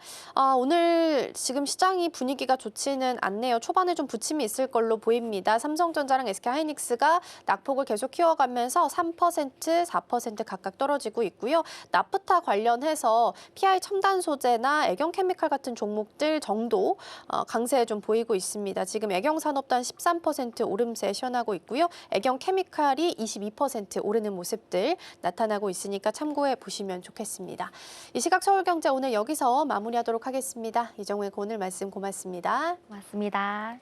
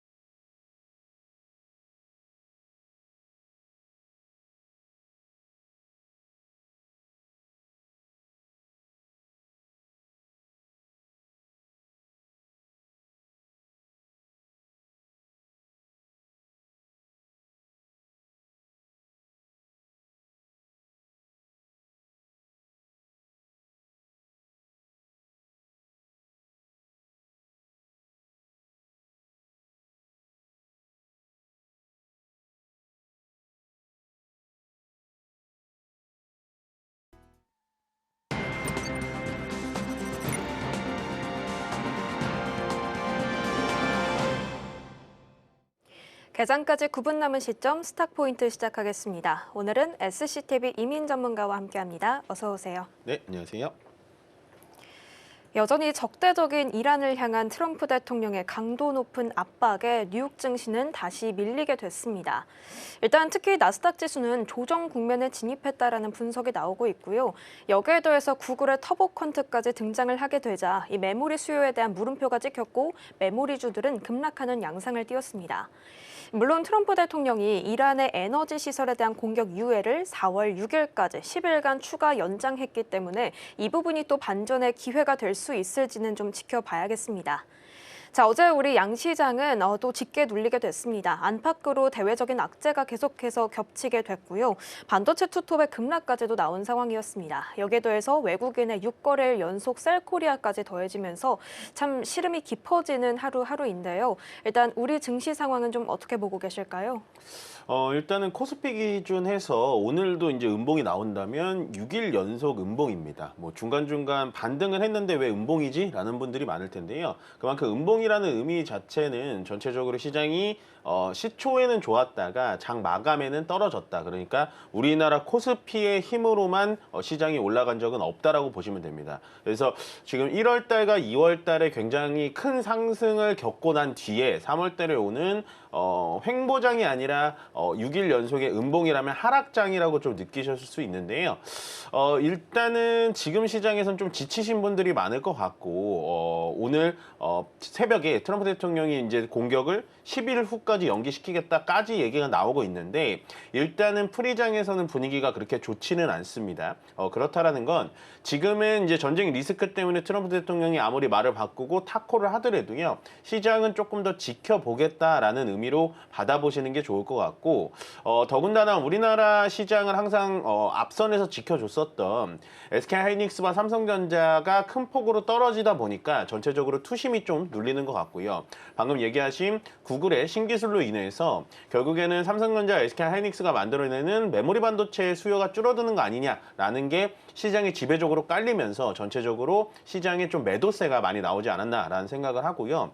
지금 계속해서 걱정되고 계시는 건 아마 3월 달 들어서 외국인들의 순매도세가 굉장히 세고 있다라는 건데 물론 매도가 그렇게 기분이 좋은 상황은 아닙니다. 그렇지만 또다시 역발상적으로 좀 생각을 해본다면요. 만약에 3월 달에 20조 넘게 외국인들이 매도를 했다면 4월 달에는 또 판만큼 들어오겠죠. 제가 말씀드리는 원리는 뭐냐면 그만큼 우리나라 시장에 대해서 펀더멘탈이라든지 전체적인 갑자기 영업 실적이 안 좋다든지 그러니까 기초 체력 자체가 낮아진 게 아니기 때문에 외국인들이 매도하는 건 매도하는 거지만 거기에 따라서 우리가 물량을 받쳐줄 필요는 없지만 지금 시장에서는 섣불리 도망갈 필요는 없다. 그러니까 물론 오늘도 시장이 좀 흔들리겠지만 뚝심을 좀 가지시고요. 우리나라 반도체 투톱 기업을 대해서 돈을 버는 속도를 좀 믿으신다면 오늘 시장도 조금은 버틸만 하지 않을까라는 생각을 하고 지금 시장에서는 섣불리 결정을 할 필요는 없습니다. 조금은 중장기적인 관점을 보신 다음에 제가 항상 강조드리는 현금 보유를 어느 정도 갖고 있다면 지금 시장은 좀 버틸 수 있는 힘이 되지 않을까라고 생각합니다. 그러면 오늘장 이렇게 계속 짙게 눌리는 구간이 이어지게 될까요? 오후장에서 우리가 반등의 조짐은 좀 살펴볼 수 없을지가 궁금합니다. 일단은 코스피 야간 선물지수도 소폭의 반등세를 보이기도 했고 지금 미국 선물지수도 지금 플러스로 돌아섰거든요. 여기에 대해서 트럼프가 또 한 번 타코를 던졌다는 건 이제 시장에 또 내성으로 받아들일 부분이 되지 않을까도 싶은데요. 어떻게 보시나요? 일단은 오후에 어떻게 될지는 요즘에 예측하기가 너무 어려워요. 그래서 오후에 좀 좋아질 겁니다라고 섣부르게 말씀드리기는 굉장히 어렵습니다만 방금 앵커님께서 말씀하셨다시피 트럼프 대통령이 지금 뭐 다시 10일 연장을 하겠다, 뭐 협상을 하고 있는 중이다라는 것도 시장에 좀 먹히지는 않고 있어요. 그렇지만 현재 프리장에서는 모든 종목들이 파란불로 보이지만 앵커님께서 말씀하셨다시피 나스닥 선물지수는 지금 양봉으로 전환이 됐고 코스피 야간 선물지수도 마이너스 3.8에서 3.1 정도로 올라왔기 때문에 조금 시장을 지켜봐야 되겠습니다. 그렇지만 전체적인 매크로 지표가 사실 우호적이지는 않아요. 어제 같은 경우에도 시장이 전체적으로 빠지는데 원달러 환율은 계속해서 1,500원 이상을 올라갔었고 거기다 트럼프 대통령이 이런 발언을 했는데도 불구하고 사실은 WTI 유가가 급격하게 빠지진 않았어요. 며칠 전에 48시간 이후에 5일 연장 주겠다라고 할 때는 WTI 유가가 80달러대까지 확 떨어졌거든요. 근데 지금은 WTI 유가 자체도 그렇게 많이 떨어지지 않는 거 보면 시장에서는 일단 지켜보겠다라는 의견이 좀 짙은 것 같습니다. 그래서 오후장에 올라오겠지라고 해서 지금 오전장에 급하게 저가 매수에 들어가야지라는 생각은 좀 버리시고요. 더군다나 오늘은 금요일이기 때문에 토요일과 일요일 날 또 미국 시장이 닫기 때문에 트럼프 대통령의 발언이 좀 세질 수가 있습니다. 그렇기 때문에 오늘은 매수와 매도 둘 다 좀 잠가 놓으시고요. 내 종목이 만약에 오늘 어떠한 특별한 이슈를 타가지고 올라왔다라는 분들만 한해서 그분들은 매도를 하셔서 현금을 좀 늘려놓으시는 게 좋고 오늘은 건들지 마시고 관망을 하시는 게 가장 좋다라는 의견 전달드리겠습니다. 네. 아직까지 좀 위협하고 있는 여러 가지 매크로 변수들이 많아서 오늘 시장은 좀 관망으로 대응하는 자세를 좀 의견을 주셨습니다. 사실 매크로 변수도 그런데 수급도 좀 영향을 주고 있죠. 외국인의 셀코리아가 6거래 연속 이어지고 있고 심지어 1조 원 넘게 물량을 덜어내고 있다라는 이야기가 들려옵니다. 이게 지금 급등을 연초부터 했기 때문에 물량 정리의 일환인 건지 아니면 우리가 좀 크게 우려스럽게 받아들여야 될 부분인지가 궁금해요. 일단은 우리나라 시장이 불안해서 파는 건 아니에요. 그러니까 중동의 전쟁이 나면 가장 피해를 많이 보는 국가가 우리나라, 일본, 대만입니다. 그래서 우리나라만 매도를 많이 하는 게 아니고요. 대만 시장에서도 외국인들이 매도를 굉장히 많이 하고 있어요. 그러면 우리나라와 대만은 외국인들이 왜 매도하는지는 지금 말씀드렸고, 근데 그 매도의 폭이 왜 이렇게 큰지를 좀 설명을 드리면, 지금 뭐가 들어오죠? 개인들의 매수세가 들어옵니다. 근데 개인들의 지금 매수는요, 시장을 끌어올리려는 매수가 아니고요, 외국인들이 던지는 매도 금액에 따라서 밑에서 계속해서 받쳐주는 개인의 매수세라고 보시면 돼요. 그렇기 때문에 외국인들이 매도하는 건 어쩔 수가 없습니다. 그들은 그간의 삼성전자와 하이닉스의 수익을 많이 받고, 더군다나 중동전쟁 리스크 때문에 지금은 현금을 좀 보유하는 게 낫겠다라는 외국계 증권사들의 결정이겠죠. 그들은 그들의 결정대로 놔두시고요. 다만 제가 여러분들께 정말 단언코 좀 말씀을 드리고 싶은 건 뭐냐면, 외국인들이 팔고 있다, 3월 달에 외국인들의 매도세가 뭐 20조가 넘었다, 30조가 다가간다, 막 이런 얘기가 많이 나오고 있는데, 그런 거에 흔들리지 마시라는 겁니다. 그런 거에 괜히 흔들리셔가지고 지금 뭐 저점에서 파셨다가 다시 올라가고 그런 경우 되게 많거든요. 그래서 수익이 난 상태에서는 매도를 하셔도 되지만, 굳이 지금 내가 팔아가지고 다른 종목을 사서 어떻게 해보겠다라는 거는 멈춰주시고, 외국인들의 매도세에 대해서는 심리적으로는 불안할 수는 있지만 어쩔 수 없는 현실이기 때문에 그냥 받아들이셔라 라고 말씀을 드리고 싶기 때문에, 전체적으로 시장의 펀더멘탈에 흔들린 건 아닙니다. 그리고 우리나라가 직접적으로 전쟁을 하는 것도 아닙니다. 그래서 정말로 요즘에 힘드시다면 차라리 시장을 좀 덮어 놓으시고요. 시세를 보지 마시고 그냥 한 일주일, 2주일 정도 흘러가면 다 제자리로 돌아올 거니까 너무나 일희일비하지 마셔라 라고 말씀드리고 싶습니다. 네, 일단 시장이 그래도 전반적인 믿음은 아직까지 우리가 가지고 있기 때문에 이렇게 연속되고 있는 외국인의 매도세는 물량 정리의 일환, 지금 환율과 유가에 따른 부담으로 좀 작용하고 있는 결과이기 때문에 일일비할 필요는 없다라고 정리를 해주셨습니다. 자, 저희는 그럼 시장 문 열고 돌아오도록 하겠습니다.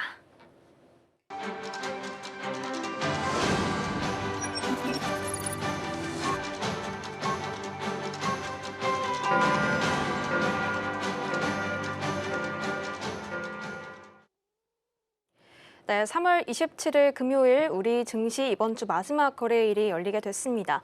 중동 리스크로 인해서 우리 시장의 발걸음이 연이어서 좀 무겁게 흘러가고 있네요.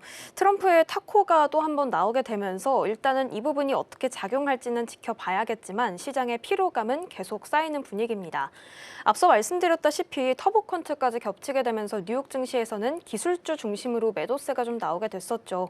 일단 앞서 또 언급드렸던 부분이기는 한데요. 야간 선물 소폭 반등을 했고 미국 선물도 마찬가지이기 때문에 하방 경직성이 오늘 어느 정도 부여가 될지 오후장까지의 흐름은 좀 면밀하게 관망하면서 좀 지켜봐야겠습니다. 일단은 우리 시장 현재 시장 분위기부터 지수 상황부터 체크해 보도록 하겠습니다. 네, 일단 양시장 짙게 눌리면서 시작을 하고 있네요. 코스피는 3% 가까운 하락세에 시연하고 있고요. 5,300선까지 떨어진 상황입니다. 코스닥 같은 경우에는 1.48%의 내림세 1,119선에서 현재 움직이고 있는 모습입니다. 자, 이어서 시가총액 상위주들의 움직임 한번 살펴보도록 하겠습니다. 코스피부터 체크해 볼 텐데요. 반도체 투톱이 오늘도 한 번 더 짙게 눌리고 있는 모습입니다. 각각 3%, 4%대 하락세 보여주고 있는데요. 터보퀀트 이슈가 지금 반도체 쪽, 특히 메모리 쪽에 어떤 우려감을 줬던 만큼 이 이슈에 일단 반응하는 모습들이 나오고 있습니다. 지금 업계에서는 크게 우려할 만한 부분은 없다라고 말을 하고 있기는 하지만 일단은 시장에게 어떤 긴장감과 공포감은 좀 조성이 된 듯하고요. 삼성전자는 결국 17만 원까지 밀리게 됐고 SK하이닉스는 89만 원까지 90만 원 아래로 내려오는 모습들이 연출이 되고 있습니다. 자, 현대차와 LG에너지솔루션 또한 3% 하락 하락세 지금 시현하고 있는 분위기입니다. 코스닥 시가총액 상위주들의 움직임도 이어서 체크해 보도록 하겠습니다. 자, 어제 코스닥에서 강했던 쪽이 제약 바이오였죠. 지금 시장의 방어주 역할을 해주고 있는 건지 오늘도 삼천당 제약과 알테오젠은 홀로 상위 5가지 종목에서 빨간불을 켜고 있습니다. 알테오젠 다시 하락세로 좀 전환을 했지만 일단 삼천당 제약은 0.78%의 상승세를 좀 보여주고 있고요. 알테오젠은 지금 0.92% 하락 전환했습니다. 이어서 에코프로 형제들 2%대의 내림세, 레인보우 로보틱스까지 하락권에서 현재 머물고 있는 모습입니다. 자, 이어서 수급 흐름도 한번 체크해 보도록 하겠습니다. 코스피 매매 동향인데요. 외국인이 오늘도 팔면서 시작을 하고 있네요. 2천억 원대 지금 현재 물량을 던지고 있는 모습입니다. 오늘도 이 매도세가 지속이 된다면 7거래일 연속 파는 흐름들이 나오고 있는 건데요. 개인이 지금 이 시장에서 온전히 받쳐주고 있는 그런 모습들이 연출이 되고 있는데 일단 오늘은 기관과 함께 매수 포지션에 위치해 있는 모습입니다. 자, 코스닥 매매 동향으로 한번 이동해 보도록 하겠습니다. 코스닥에서는 외국인이 그래도 담고 있는 모습이네요. 어제 외국인 코스닥에서마저 파는 모습들이 나왔는데 일단은 400억 원가량 담고 있는 흐름입니다. 코스닥 안에서는 개인과 기관이 코스피와 반대로 팔자세 포지션 취하고 있습니다. 자, 우리 시장 좀 예상을 했던 분위기긴 하지만 좀 눌리면서 시작을 하고 있네요. 개장 분위기는 좀 어떻게 보실까요? 일단은 예상한 대로 코스피가 좀 살짝 많이 눌려서 시작하고 있네요. 3%가량 떨어지면서 사실은 코스피 기준에서는 5,400선이 좀 중요했었습니다. 5,400선이 중간선이기 때문에 요거를 깨고 내려왔다라는 거는 뭐 한편으로는 깨고 내려왔으니까 이제부터 시장이 또 하락세가 시작일 걸까라고 생각을 하실 수 있는데 저는 이렇게 생각을 해요. 상당히 요즘 시장이 예민해서 제가 조심스러운 발언이긴 합니다만 5,400을 깨고 내려왔다라고 하면은 저는 제가 계속 강조드렸던 현금을 좀 쓸 타이밍이 오지 않았을까라고 좀 예측을 드리고 싶습니다. 다만 오늘 조금 더 아쉬운 건 금요일이라는 사실이 조금 아쉽긴 합니다만 저는 그래도 지금 한 5,300선까지 깨고 지금 내려오는 이 상황에서는 여러분들의 좀 저가 매수 관점의 시장을 바라보시는 게 훨씬 더 좋아 보인다라고 생각을 하고요. 기준을 말씀드리면 일단 삼성전자 같은 경우에는 양봉으로 지금 다시 치고 올라오고 있는데 16만 5천 원대까지 내려오면 삼성전자 같은 경우에는 조금 더 담아볼 수 있다라고 말씀을 좀 드리고 싶고 SK 하이닉스 같은 경우에는 뭐 지금 85만 원 정도까지 내려온다면 그것도 좀 담아볼 필요가 있다라고 말씀을 드리고 싶습니다. 시장은 일단은 좀 눌려서 시작은 되긴 하는데요. 전체적인 양시장이 지금 양봉으로 다시 바뀌고 있습니다. 그러니까 일단은 미국 시장이 많이 빠졌기 때문에 눌렸다가 올라오는 듯한 그런 흐름을 보시면 될 것 같고요. 지금 수급상으로 보자면은 역시나 불리합니다. 코스피는 여전히 불리해요. 왜 그러냐면 삼성전자와 SK 하이닉스 쪽에 외국인들의 매도세가 많이 몰리고 있기 때문에 불리한 부분입니다. 그렇지만 제가 시장 전에 말씀드렸다시피 외국인들은요, 판만큼 다시 살 겁니다. 그렇기 때문에 급하게만 안 사면 될 뿐 분할 매수 관점으로 오늘 같은 코스피 기준에서는 충분히 매수 타점을 좀 잡아볼 필요가 있다라고 조금은 조심스럽게 말씀드려보도록 하겠습니다. 그동안 사실 현금 확보에 대한 중요성 많이 강조해 주셨는데 오늘이 또 금요일장이다 보니까 너무 공격적으로 움직이는 건 아니더라도 저가 매수 충분히 활용해 볼 기회가 있다라고 말씀을 해 주셨습니다. 그럼 반도체 투톱 안에서도 활용할 수 있다라고 언급을 해 주시기는 했는데 사실 지금 가장 우려스러운 얘기가 구글의 터보퀀트잖아요. 일단은 업계에서는 큰 우려는 안 해도 된다. 오히려 메모리 수요 넓힐 것이다라는 이야기가 나오고 있는데 지금 이렇게 반응이 나오고 있는 건 좀 이 이슈를 과하게 반영을 하는 걸까요? 일단 터보퀀트 입에도 잘 안 붙고 네. 저도 주식 투자를 하다 보니까 맨날 이런 신기술에 관심이 많은데 일단은 터보퀀트 때문에 메모리 반도체가 빠지는 거는 사실이에요. 그거를 우리가 간과할 수는 없어요. 막 지금 요즘에 이제 나오는 전문가분들이 그거 기술 아니다. 뭐 이렇게 그냥 저널에 꽂힌 거니까 상용화 되려면 멀었다. 그 말이 틀린 건 아니지만 어찌 됐던 간에 메모리 반도체들이 거기에 대해서 충격을 받고 빠진다라는 건 우리가 현실을 직시를 해야 된다는 겁니다. 그러면 여기서 우리가 어떤 입장을 가져야 되냐? 앞으로 이 터보컨트라는 기술이 메모리 반도체에 어떤 영향을 줄 것이냐라는 거는 단기적으로 봤을 땐 악재가 맞아요. 예. 근데 왜 이렇게 과하게 빠져요? 이러실 수 있는데 그만큼 삼성전자, 하이닉스, 마이크론 테크놀로지, 샌디스크가 과격하게 올라왔기 때문에 조금이라도 악재가 있으면 과격하게 빠지는 겁니다. 그러니까는 제가 말씀드리고 싶은 건 걱정하지 마시라는 거예요. 이게 제가 뭐 기술 애널리스트도 아니고 반도체 애널리스트도 아니지만 쉽게 설명을 드리면 원래 메모리 반도체가 6개가 들어가는 걸 이 기술을 사용하면 1개를 사용해도 된다라는 거예요. 그러면 6분의 1로 수요가 줄어드니까 메모리 반도체가 앞으로 지금은 공급 부족인데 앞으로는 좀 수요가 좀 부족해지지 않을까라는 시장의 지금 아이디어인데 그걸 반대로 얘기하자면 6개를 메모리 반도체 쓰던 걸 1개로 줄이면요. AI 비용이 낮아집니다. AI 비용이 낮아지면 AI가 더욱 활성화가 되겠죠. AI가 활성화가 되면 기존에 안 쓰던 AI 유저들도 싸니까 더 많이 쓰겠죠. 그러면 지금은 한정적인 시장에서 메모리 반도체가 들어가는 거지만 너도 나도 다 쓰는 AI 시장이 더 확대가 된다면 메모리가 6분의 1로 줄더라도 저는 앞으로 수요가 훨씬 더 많이 발생할 수 있는 가능성이 높다라고 말씀을 드리고 싶습니다. 다만 단기적으로 봤을 때 악재는 맞습니다만 중장기적으로 본다면 저는 위쪽으로 더 올라갈 수 있다. 조금 더 예를 드리자면 우리가 작년 명절 때 딥시크 사태 때 엔비디아가 16% 빠진 거를 기억을 꼭 해보시면 좋겠고요. 거기다가 구글이 TPU를 만들자마자 이제 엔비디아 GPU는 끝났다. 라는 게 불과 몇 개월 전입니다. 근데 지금 주가들 다 어떻게 됐죠? 결국엔 정상적으로 돌아왔기 때문에 하루 이틀, 일주일, 2주일 때문에 흔들리지 마셔라. 메모리는 계속 강력하다라고 말씀드리겠습니다. 그러면 말씀을 좀 정리해보자면 오히려 비용이 낮아지니까 메모리에 대한 시장성이 확장될 수 있다라는 거겠네요. 그런데 아무래도 지금 시장 상황이 너무 안 좋다 보니까 이 이야기가 더 민감하게 받아들여지는 것 같습니다. 우리가 접근을 해본다라고 한다면 지금보다는 이 이슈에 대한 어떤 우려가 더 해소될 때 반도체 투톱을 기회로 보는 게 맞는 걸까요? 저는 그렇게 생각을 해요. 그러니까 이게 지금 단기적인 악재라고 말씀드렸잖아요. 근데 전체적인 추세를 꺾을 만한 애는 아니에요. 그러니까 기술이 만약에 진짜 나온다면 방금 얘기하셨다시피 AI 시장이 커지니까 메모리 반도체 시장이 더 커질 겁니다. 근데 그 퀀트 기술, 그 터보 퀀트 기술, 제 입에도 잘 안 붙는데 죄송합니다만 터보 퀀트 기술 자체가 지금 양산이 되는 게 아니에요. 그냥 저널 있죠. 기술지 저널에 나온 기술을 구글이 소개를 한 거고 원래 이 터보 퀀트 기술 자체가 1년 전에 대학 논문에서 나온 기술입니다. 근데 지금 왜 이렇게 시장에서 예민하게 반응하냐.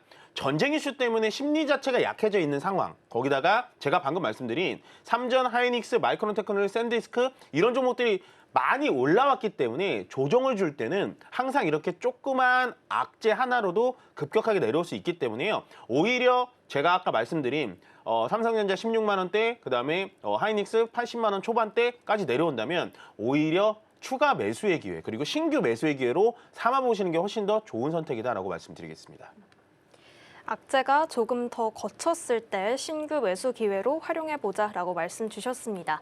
자, 그러면 다음으로는 바이오 쪽으로 한번 시선을 옮겨보도록 할게요. 지금 삼천당제약이랑 알테오젠이 다시 음전으로 전환하는 모습들이 나오고 있지만 바이오 쪽에서 일부 종목이 그래도 소폭의 상승불, 빨간불 켜는 것들을 확인해 볼 수가 있습니다. 사실 이 코스닥 시가총액 1위와 2위가 모두 바이오라는 거는 좀 그래도 의미가 상당히 클 것 같은데요. 삼천당제약은 과열이다라는 얘기가 나와요. 그러면 우리가 알테오젠 쪽으로 혹시 무게를 실어볼 수 있는 구간인 걸까요? 방금 포인트를 되게 잘 짚어주셨는데 시가총액이 1위, 2위가 누가 되는지가 되게 중요해요, 사실은. 그래서 그 시가총액 1위인 애들이 바이오면 걔네들이 분위기를 만들어줘서 밑에 단 낙수 효과라고 하죠. 밑에 단 애들까지 쫙 펼쳐지고 사실은 시장 분위기가 좋았더라면 어제 알테오젠은 제가 조금 오버해서 20% 넘게 올라가야 되는 공시는 맞습니다. 저는 뭐 알테오젠 주주도 아니고요. 알테오젠에 대해서 어떠한 뭐 이런 것도 받는 것도 아니지만 자꾸 제가 알테오젠을 좀 좋게 긍정적이게 표현드리는 게 뭐냐면 시장에서 모든 알테오젠 얘기하면 다 때리려고만 해요. 예, 그 로열티 하나 때문에. 근데 이번에 또 알테오젠이 기술 이전 수출을 또 했는데 지금 시장에서 또 어떤 얘기가 나오냐. 금액이 너무 작다. 우리가 원래 머크랑 했던 그 금액보다 훨씬 작다. 그건 작을 수밖에 없어요. 왜 그러냐면 머크랑 했던 기술은요, 다중물질입니다. 하나의 물질이 아니라 몇 개의 물질인지 모르겠지만 3개, 4개의 물질에 대해서 SC 제형에 대한 기술을 계약을 체결했기 때문에 금액이 컸던 거고, 이번 바이오젠에 대해서는 수출료가 좀 낮았던 건 1개의 물질이었다는 거죠. 그러니까 그런 것까지 정확하게 안다면 저는 기술 수출 플랫폼 기업에 대해서는 충분히 모멘텀이 있다라고 보여지고요. 좀 아쉽게도 일단은 장중에 올라갔다가 지금 좀 빠지고 있기는 합니다만 여전히 모멘텀은 살아있다. 더군다나 요즘에 이제 전쟁 이슈 때문에 워낙에 시장이 시끄러워서 많이 이슈가 되고 있지는 않지만 정부 정책이 코스닥에도 몰리게 된다면 저는 제약바이오 2차 전지까지는 꼭 보시는 게 좋다라고 말씀드리겠습니다. 늘 이제 바이오 쪽에서는 시총 상위주들 좀 유심히 보라라고 말씀을 해주시기도 했고, 기술 플랫폼 쪽으로도 우리가 시야를 계속해서 주목해 볼 필요는 있겠습니다. 자, 그렇다면 하나솔루션 한번 여쭤봐야 될 것 같아요. 오늘 추가적인 하락세가 좀 깊게 나오고 있어서 이제 유상증자 소식 이후에 어제 급락했고 매도 의견까지도 좀 나오게 됐습니다. 이거 이슈 좀 어떻게 봐야 될까요?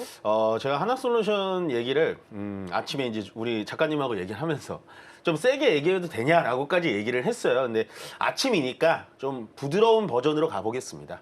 너무 심하다라는 말을 한마디를 하고 싶어요. 일단은 유상증자라는 게 무조건 나쁜 건 아닙니다. 근데 유상증자를 판단할 때 금액의 규모와 타이밍과 이 기업이 하는 펀더멘탈을 확인을 해주셔야 되는데요. 일단은 유상증자의 금액이 2조 4천억입니다. 근데 그 2조 4천억 중에 거의 70%가 해당되는 금액을 빚을 갚겠대요. 지금 시장이 안 좋은 상황에서. 거기다가 두 번째 포인트, 하나솔루션이라는 종목이 주가가 원래 좋았나요? 월봉으로 보면요, 이 친구는요 3만 원을 넘어간 적이 많이 없어요. 작년에 그렇게 시장이 좋았는데. 근데 이제 갑자기 우주 태양광이라든지 페로브스카이트라든지 이런 태양광 얘기가 나오니까 5만 5천 원까지 찍었거든요. 그러니까 바로 유상증자 얘기가 나온다. 이거는 조금 더 세게 말씀드리면 굉장히 주주를 농락하는 행위다라고 말씀을 좀 강하게 드리고 싶고요. 그러면 여러분들이 궁금하신 건 이걸 겁니다. 아, 멘토님, 그러면 제가 하나솔루션을 지금 보유하고 있는데 이건 어떻게 해야 될까요? 라는 거예요. 왜냐하면 어제 반응을 못 하셨을 거예요. 너무 급락이 나오고 오늘도 8% 하락을 하고 있기 때문에 보유하신 분들은 그대로 보유하십시오. 왜 그러냐면 2.4조, 이게 하나가 이번만 이런 게 아니에요. 작년에 하나 에어로스페이스 때도 유상증자 금액을 이만히 늘려놨다가 금감원의 제재를 받으니까 2조대로 낮춰놨거든요. 3자 유상증자로 바꾸면서. 그래서 이번에도 금감원이 어제 단독 기사긴 합니다만 조사에 들어갔다라고 해요. 그러면 하나솔루션이 유상증자를 철회하든지 유상증자 금액을 낮출 겁니다. 이거는 저는 계속되는 수법이라고 보여지기 때문에 이번에 금감원에서 좀 세게 나갔으면 좋겠고요. 그러면 기존 주주로 제가 다시 돌아가면 만약에 유상증자를 철회하거나 유상증자 금액을 줄어드린다라고 하면 기술적인 반등이 들어올 수 있다라고 말씀을 드리도록 하겠습니다. 결국에는 타이밍이 좀 많이 아쉬웠던 상황으로 보여지네요. 가지고 있는 분들이라고 한다면 일단은 홀딩하는 전략 의견 주셨습니다. 자, 스탁포인트는 여기서 마무리해 보도록 하겠습니다. SCTV 이민 전문가와 함께했습니다. 고맙습니다. 고맙습니다.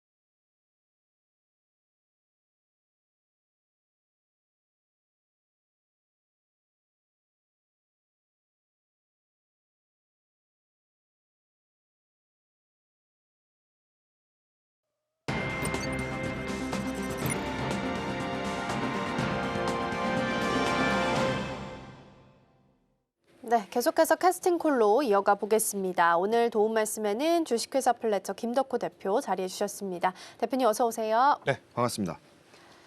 네, 그래도 애프터에서 미국장 끝나고 나서 좀 좋은 이야기가 나와서 마감 시한 연장됐다라고 해서 나스닥 선물이 플러스로 돌아서기도 했습니다. 그래서 오늘 좀 괜찮지 않을까 싶었는데 분위기가 영 좋지는 않네요. 지금 봤을 때 코스피가 5,400선이 사실 중요했는데 여기도 이탈하면서 5,200선까지 지금 주저앉았고요. SK하이닉스가 88만 원까지 지금 또 내려온 구간에 있습니다. 정확한 전략들 더 많이 필요할 것 같습니다. 오늘 이야기 나눠보겠고요. 먼저 개장 분위기 여쭤보겠습니다.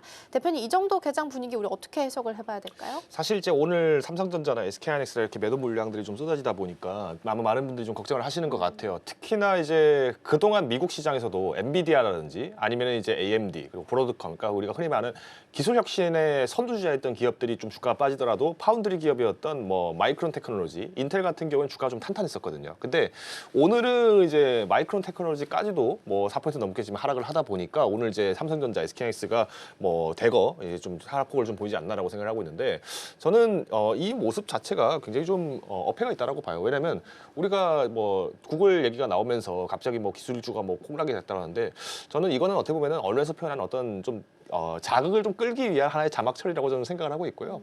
여전히 AI 시장에 대한 어떤 기술주에 대한 어떤 기회들은 여전히 많이 있다라고 보고 있습니다. 그래서 나스닥 지수가 움직인 것이 좀 오늘은 좀 큰 폭의 하락은 있었지만은 저는 단순히 이제 어떤 중동 사태에 대한 대비 그리고 지금 또 월말 시즌 거의 다가오잖아요. 그러니까 다음 주면은 월말 주초가 또 같이 있습니다. 이런 부담들에 대비했을 때면은 한 번 정도 이제 현금화를 했어야 되는데 지금 환율도 높고 하니까 외국인 입장에서는 그러면 삼성전자 이거 팔고 마이크론 테크놀로지 사야겠다 이렇게 생각할 수 있거든요. 그래서 오늘 아마 개인 투자분들이 또 대거 투자를 하지 않을까라고 생각을 하고 있는데 저는 이럴 때 이제 시장이 좀 흔들린다 하더라도 그동안 이제 펀더멘탈이 강했던 기업들이라면 여전히 공략 가능하다고 한 번 더 강조를 드리겠습니다. 그래서 지금 트럼프 대통령이 뭐 제가 지난주에도 말씀드렸지만은 뭐 이제 전쟁 끝날 것 같다 막 이런 기대감 나올 때 함부로 선언하면 안 된다. 오히려 지금 미국 82 공수사단이라든지 아니면 미국 해병대가 지금 이제 이동을 하고 있다라고 얘기를 드렸는데 오늘도 새벽에 또 그런 얘기들이 나왔으니까 지금 트럼프 대통령이 계속 이제 병력을 보내고 있는 와중 속에서도 말로는 에너지 시설이라든지 정유시설 타격은 미루겠다라는 식으로 지금 발표를 하고 있는데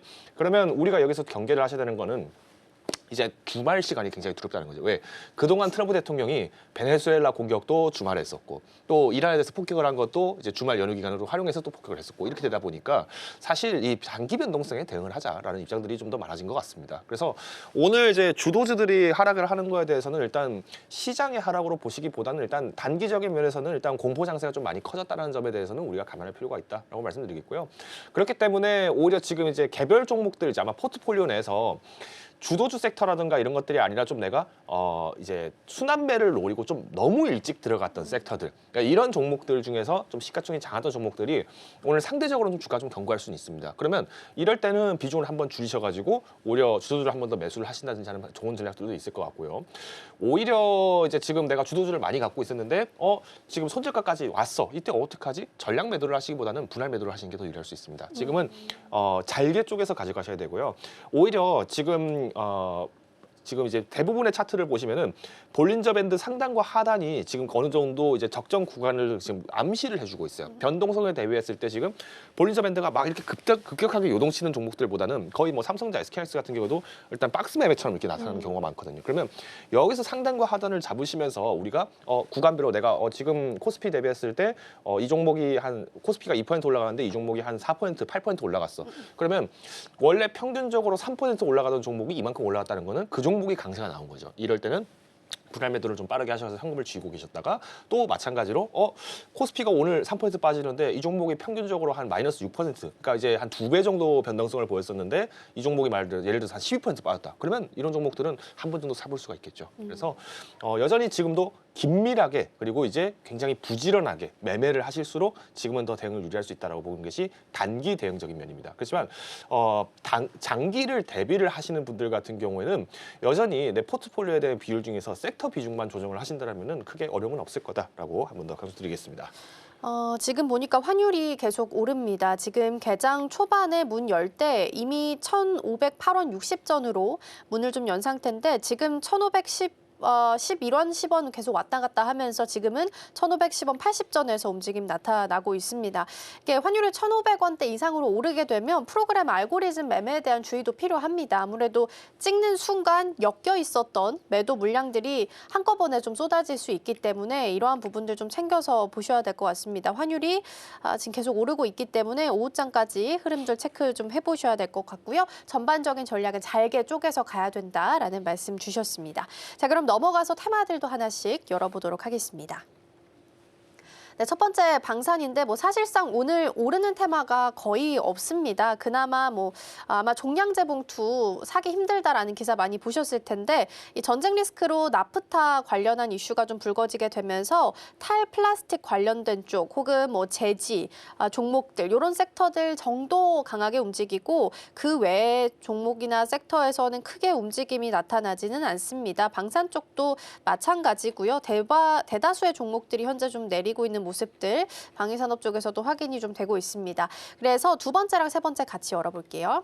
그래서 이런 시장 속에서 어떤 쪽을 좀 미리부터 주목을 해보면 좋을까 이런 조정장 속에서 관심 가져보면 좋을 섹터로 두 가지 좀 정리해봤고요. 첫 번째로는 2차 전지입니다. 요 며칠 해서 그래도 반등을 주나 좀 싶었는데 일단 시장 분위기에 따라서 움직임이 강하게 나오지는 못하고 있습니다. 그럼에도 불구하고 지금 주목할 만한 이슈들 챙겨보도록 하겠고요.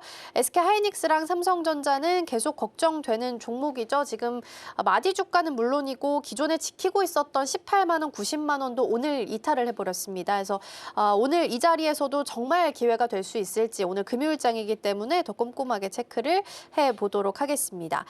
그러면 2차 전지부터 먼저 좀 출발을 해서 이야기 나눠보도록 하겠습니다.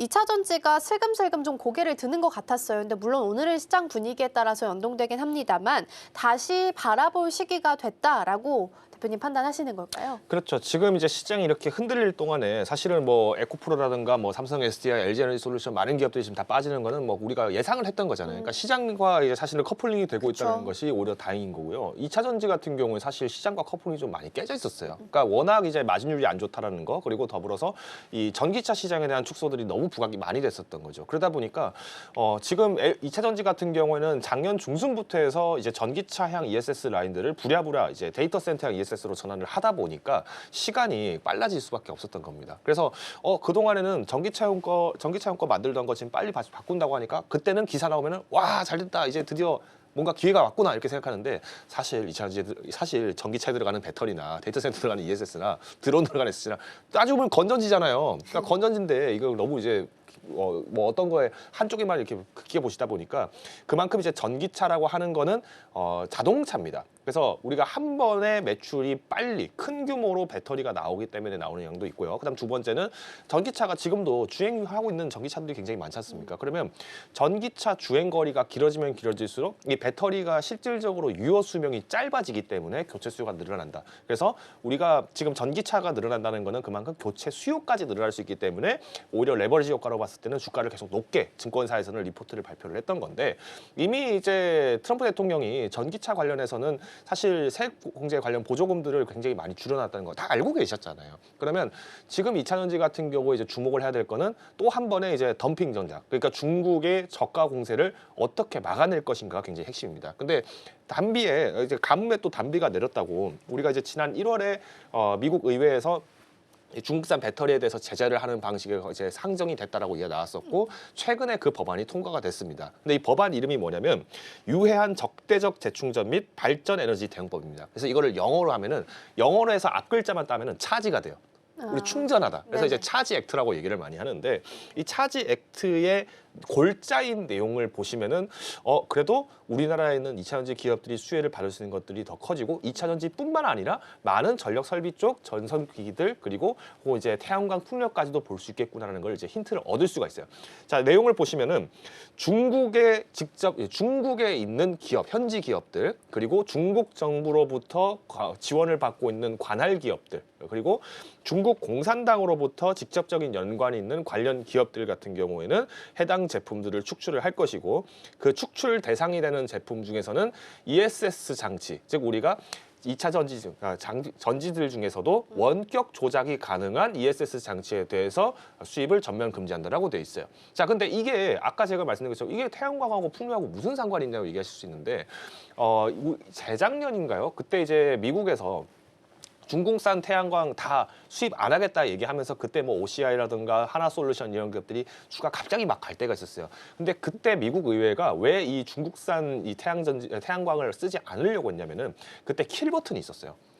쉽게 말하면은 중국에서 버튼 하나 딸깍 눌러버리면은 미국에 있는 태양광 단지에 있는 이 패널들이 작동을 다 멈추게 됩니다. 그러면 중국 입장에서는 지금 사실 대만에 대한 침공 의학도 굉장히 많이 보이고 있고 미국 입장에서도 이런 것들을 걱정을 많이 하다 보니까 뭐 전쟁 준비도 해야 된다 뭐 이런 얘기가 나오니까 이란 사태가 미국이 침공을 하면 안 된다, 육상병력 보내면 안 된다 이런 얘기가 나오고 있는 것인데 그러면 실제로 만약에 정말 중국이 대만을 침공했다면 가정해 보세요. 예를 들어서 그러면 미국이 야 이거 대만 도와주러 가자 이렇게 갔는데 전력을 끊어버린 겁니다 중국이. 그러면 작전에 대한 지향도 될 것이고 민간 경제 자체도 굉장히 타격이 커질 수밖에 없겠죠. 그래서 이런 것들을 막기 위해서 일단 원격 조작이 가능했던 태양광 패널 수입을 전면 금지한다라고 얘기가 됐던 거예요. 근데 이번에는 ESS까지 나왔다는 건 뭐냐면요.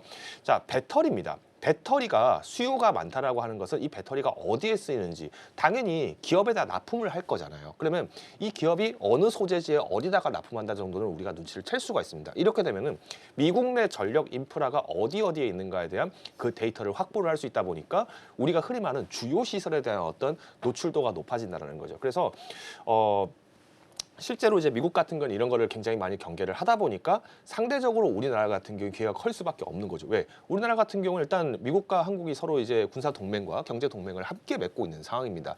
그러다 보니까 상대적으로 안보 파트너로서의 협력 관계들이 굉장히 짙어지다 보니 우리나라 2차전지 기업들이 굉장히 주목을 많이 받았던 것인데 자, 그러면 이 반짝 상승에 대한 탈피 조건이 이제 중요합니다. 중국이 매번 이제 중국이 사실은 정부 지원 받아가지고 염가로 찍어내고 2차전지 회사 망하면 또 다른 데서 인수해가지고 또 공장 돌리고 이런 것들이 너무 많아요. 옛날에 이 영국이 증기기관을 발명하고 나서 우리가 이제 공장으로 이제 물건을 면방직물을 찍어서 식민지에다 팔면서도 중국을 끝내 먹지 못해서 중국은 사람 한 명 한 명이 손으로 짠 이 면방직물이 영국에서 공장 돌린 것보다 더 빨리 나오고 질이 더 좋은 거예요. 그래서 영국이 안 되겠다, 이 중국을 무너뜨리겠다라고 해서 일으켰던 전쟁이 아편 전쟁입니다. 아편을 풀어버린 거예요. 그래서 그만큼 중국의 제조업 능력은 무시를 할 수가 없습니다. 그렇기 때문에 더 주의를 해야 되는 것인데 그러면 우리나라 기업들 같은 경우에 뚫고 갈 수 있는 돌파구는 무엇이냐? 일단 데이터 인프라 쪽이 중요하다는 것은 우리가 다 알고 있잖아요. 그래서 여기에 지금 앞으로 레버리지 효과가 더 커질 수밖에 없습니다. 전기차 같은 경우에는 이제 실제로 우리 차도 지금 요즘 기름값 올랐잖아요. 그래서 기름값이 올랐으니까 내가 내연차 타다가 기름값 올랐으니까 전기차로 갈아타야겠다. 이런 얘기 하시는 분 들어보신 적 있어요? 아무도 없을걸요? 아무도 그런 얘기 안 해요. 왜? 전기를 생산하는 건 국산이지만 전기를 만드는 원재료는 다 수입산이잖아요. 그러니까 어차피 의미가 없어요. 그래서 더군다나 이제 지금 경기가 안 좋은데 내가 지금 전기차를 당장 바꾼다고 해서 세액 보조금을 뭐 많이 받는 것도 아니고 그리고 그만큼 이제 우리가 교체 주기는 더 상대적으로 길어질 수밖에 없다 보니까 전기차용 의존율이 떨어진다는 거예요. 그래서 지금은 드론이라든가 로봇 사업에 대해서의 실적들이 계속 주목이 강조가 되는 것인데 최근에 이 알파벳에서 윙이라는 이제 스타트업을 하나 만들어서 여기서 이 드론 배송을 이제 지역에 지금 시도를 하는 걸 지금 도전을 하고 있습니다. 물론 미국에서는 사실 이제 아메리카 대륙 안에서 사실은 성역처럼 미국이 전체 대륙을 통제를 하고 있다 보니까 상대적으로 안전할 수 있지만 우리나라 같은 경우에 조금 시간이 걸리겠죠. 뭐 북한 위협도 있고 우리나라는 군사기지들이 이제 도심 내에도 일부 있다 보니까 뭐 여러 가지 제약적인 부분들이 있겠습니다만 그러면 오히려 수출 기회는 많아질 수 있다는 거예요. 그리고 이번에 러시아 우크라이나 전쟁에서 이 미국 스타트업 기업 휴머노이드 로봇을 실제 전장에 투입을 하자라고 해서 지금 시범 운용이 지금 되고 있는 상태입니다. 그러면 전장에 가는데 전장에서 막 미사일 날아다니고 폭격 다니고 하는데 거기 코드 꽂아가지고 뛰어다니기는 힘들겠죠. 네, 그래서 올해서는 2차 전지 부분들은 계속 저평가가 이어진다 하더라도 우리가 기술적인 매매 관점에서 봤을 때 구간 매매는 여전히 유효하다고 보고 있습니다. 더불어서 이제 중국의 어떤 이 공급망 재편들이 굉장히 중요해지고 있기 때문에 최근에 이제 뭐 에너지 가격 같은 경우에도 뭐 베네수엘라 그리고 이란을 공격하는 원인이 중국향 이제 에너지 가격에 대해서 통제를 하기 위한 미국의 군사 행동이다라는 부분들은 이미 다 많은 분들이 알고 계실 거예요. 그만큼 중국 또한 이런 시장을 절대 놓치지 않습니다. 그만큼 제조업 역량을 활용하고 또 기존의 중국 내륙에 있는 수많은 원자재들을 통제를 하려고 하다 보면은 자원 경쟁이 클 수밖에 없어요. 그래서 오히려 지금은 2차 전지 완제품을 만드는 기업들보다는 소재 쪽 기업들이 좀 더 민감하게 움직인다. 그렇지만 SDI라든가 삼성 SDI라든가 LG 에너지 솔루션, SK 이노베이션 등 많은 기업들이 지금은 이제 공급망 강화를 굉장히 많이 하고 있고 중국 현지에 있는 원자재를 수급하는 기업들과도 협력 관계를 강화하면서도 동시에 탈중국 공급망을 확보를 하고 있는 기업들을 중점으로 보신다면은 저는 여전히 3대 종목들 같은 경우에는 그래도 메리트를 계속 쌓아가고 있다라고 강조를 드리겠습니다. 네, 구간적으로 매매는 여전히 유효하다라는 말씀 주셨습니다. 오늘 이렇게 시장이 빠지는데 사실상 LNF가 좀 덜 빠집니다. 지금 원래는 한 약보합 정도였다가 다시 보합까지 끌어올렸다가 오르락내리락 하고 있거든요. 그렇게 본다면 2차 전지는 상대적으로 덜 빠지면서 시장 안에서 강세를 좀 보이고 있다. 상대적 강세를 좀 보이고 있다라고 판단해 볼 수 있겠습니다. 주목해 보셔도 좋겠고요. 다음으로 반도체 넘어가 보겠습니다. 아마 이쪽에서 궁금하신 분들이 많이 계실 것 같아서 시간을 좀 더 많이 써볼 텐데 사실 반도체 투톱을 개인들이 비투로서 많이 담은 종목 1, 2위로 자리를 좀 하고 있는 상황입니다. 그래서 만약에 매도세가 나오면 개인들이 이제 받쳐줄 물량이 없게 되면 더 추가적으로 하방으로 밀릴 가능성이 높은 구간입니다. 그리고 오늘 마침 또 금요일이고 트럼프 대통령과 이란 이슈 관련해서는 이번 주 주말이 고비가 될 수도 있다라는 시각들이 나오고 있어서 반도체 투톱에 대한 전략을 어떻게 가져가 보면 좋을지 오늘장 전략에 대한 조언 좀 주신다면요. 네, 일단 지금 이슈가 되고 있는 게 이 구글의 이 터보큰트가 지금 논란이 나왔잖아요. 그래서 지금 뭐 메모리 수요량이 이제 6분의 1로 줄고 뭐 전력 수요도 뭐 8분의 1까지 줄일 수 있다라고 얘기했는데 이런 기술 혁신들에 대한 발표가 나왔을 때 무엇이 문제냐면 여기와 관련돼서 직접 메모리를 납품하는 파운드리 기업들 같은 경우에는 타격이 생길 수밖에 없어요. 근데 이거를 직접 타격이 생겼다라고 확정할 수도 없습니다. 왜냐하면 우리가 이제 이 제번스의 역설이라고 하는 이 용어가 있는데 이 제번스의 역설이 뭐냐면 아까 제가 영국의 증기기관 발명 관련해서 언급을 드렸잖아요. 실제로 증기기관이 발명이 되기 시작하면서 공장 생산량이랑 엄청나게 그러니까 어떤 면방직물 생산량이 엄청나게 늘었잖아요. 그래서 야 이제 공장에서 증기기관 돌려서 물건 만들면은 물건이 너무 많이 나오니까 이제 마진율이 안 남을 거다. 이제 이 사업들 다 망할 거다라고 얘기했어요. 근데 실제로는 어떻게 됐죠? 공장의 생산력이 늘어나니까 이걸 팔기 위해서 새로운 시장을 개척을 했죠. 물론 그 과정이 뭐 식민 지배라든가 이런 형태로 가버리다 보니까 제국주의 형태로 가는 역사적 어떤 흐름들을 봤을 때는 사실 마냥 순기능은 아니었다고 보지만은 그만큼 이제 가격이 저렴해졌다라는 거는 그 저렴해진 가격으로 시장의 지배력을 행사할 수 있다는 겁니다. 자, 우리가 이것을 뭘로 역설을 볼 수 있냐면은 실제로 딥시크가 처음 나왔을 때를 떠올려 보시면 돼요. 우리가 딥시크가 처음 나왔을 때 얘네 화웨이 반도체로 만들었을 건데 얘네가 기껏 해봐야 11나노밖에 안 되는 그런 저품질 제품을 가지고 우리가 감히 HBM 제품들과 승부를 겨뤄? 너무 충격적이다 했어요. 근데 그로부터 어떤 일이 벌어졌습니까? 딥시크도 AI 에이전트를 활용해서 만드는 기술들을 중국 기업들에게 도전을 하기 시작했고, 그러니까 부랴부랴 이제 제미나이라든가 아니면은 뭐 GPT 등 많은 기업들이 AI 에이전트에 대한 시장성의 민감도를 더 올리기 위해서 더 소중 높은 칩들을 만들자라고 얘기가 된 거예요. 자, 그러면 하웨이 같은 경우에는 여전히 기술 투자 안 하겠네요, 그죠? 만약에 정말 이 11나노급으로도 AI 에이전트를 만들 수 있으니까 그러면 계속 기술 개발 안 합니까? 아니에요. 더 열심히 합니다. 그러면 여기서 우리가 힌트를 얻을 수 있는 거, 더 좋은 게 나오면 더 좋은 걸 많이 쓰려고 하지 굳이 질 떨어지는 제품을 그렇게 싸다고 해서 그냥 쓰지는 않거든요. 물론 우리가 염가로 쓰기 위해서 어떤 돈 없는 기업들이 그래도 싸게 이거 하나 쓰자라고 한다면 쓸 수는 있겠지만은 보안 문제라든가 아니면 뭐 데이터 생산에 대한 퀄리티들 그리고 여기에 대한 어떤 전송량들 이런 것들을 고민을 해봤을 때 오히려 수준이 높은 데이터들을 활용할 가능성이 더 높겠죠. 그래서 저는 파운드 기업들이 일시적으로 주가가 조정이 나온 것에 대해서는 일단 단기적인 면이라고 봅니다. 왜? 그동안에는 우리가 삼성전자 지금 이 칩 만들면은 이 정도 가격 나오는데 마진율이 한 몇 퍼센트 정도 되니까 자대고 한번 2027년까지 쭉 꺼본 겁니다. 쭉 꺼보니까 이 정도 주가 갈 것 같아요. 이렇게 애널리스트 리포트를 냈단 말이에요. 근데 지금 2027년도까지 만들어야 될 물량들이 필요가 없어진 게 이거 올 한해 끝날 것 같은데 이거 잘라보니까 주가가 여기밖에 못 가겠네? 이렇게 그냥 겁을 먹은 겁니다. 근데 그러면 그만큼 저렴해졌다라는 거는 이제 앞으로 AI 수요, 지금도 칩이 없다 막 난리를 치고 있는데 이 기술을 도입을 했다라고 해서 당장 이 부분들이 해소가 되냐? 그렇지는 않습니다.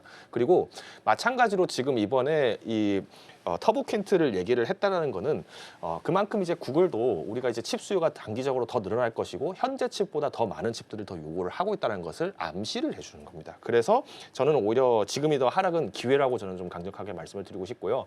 물론 터보킨트의 면에서 봤을 때는 당연히 지금도 여전히 매수가 굉장히 크게 들어가셔야 됩니다. 근데 지금은 터보킨트의 어떤 충격보다는 이제 중동 사태, 그러니까 정치적 리스크가 워낙 커졌잖아요.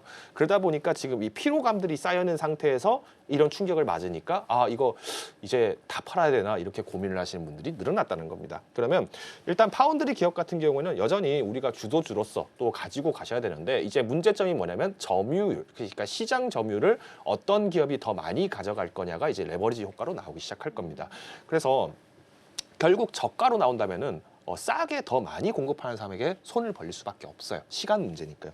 그래서 저는 오히려 지금 파운드리 기업 이제 삼성전자, SK하이닉스도 여전히 저는 투자 매력도가 높다라고 보고 있지만은 그러면 이 기업들에게 장비를 납품하는 기업들을 보셔야 될 것 같아요. 그래서 저는 삼성전자, SK하이닉스에 좀 의존하는 내수 기준의 기업들보다는 글로벌 수출을 굉장히 비중이 높은 기업들을 좀 공략을 하셔야지만이 장비주 입장에서는 부담이 굉장히 많이 완화될 거다라고 보고 있습니다. 그래서 여전히 저는 삼성전자, SK하이닉스 매력적이다. 충분히 매수 가능하지만은 우리가 분할 매도로 정점을 대응하시고 시장 회복 이후부터는 또 다시 한번 비중을 확대하는 전략으로 가셔야 한다는 점. 그리고 장비주, 부품주, 소재주 같은 경우에는 글로벌 수출 비중이 굉장히 높은 기업들은 여전히 공략을 해야 된다고 말씀을 드리겠습니다. 네, 삼성전자랑 SK하이닉스 여전히 긍정적이다라는 말씀을 주셨습니다.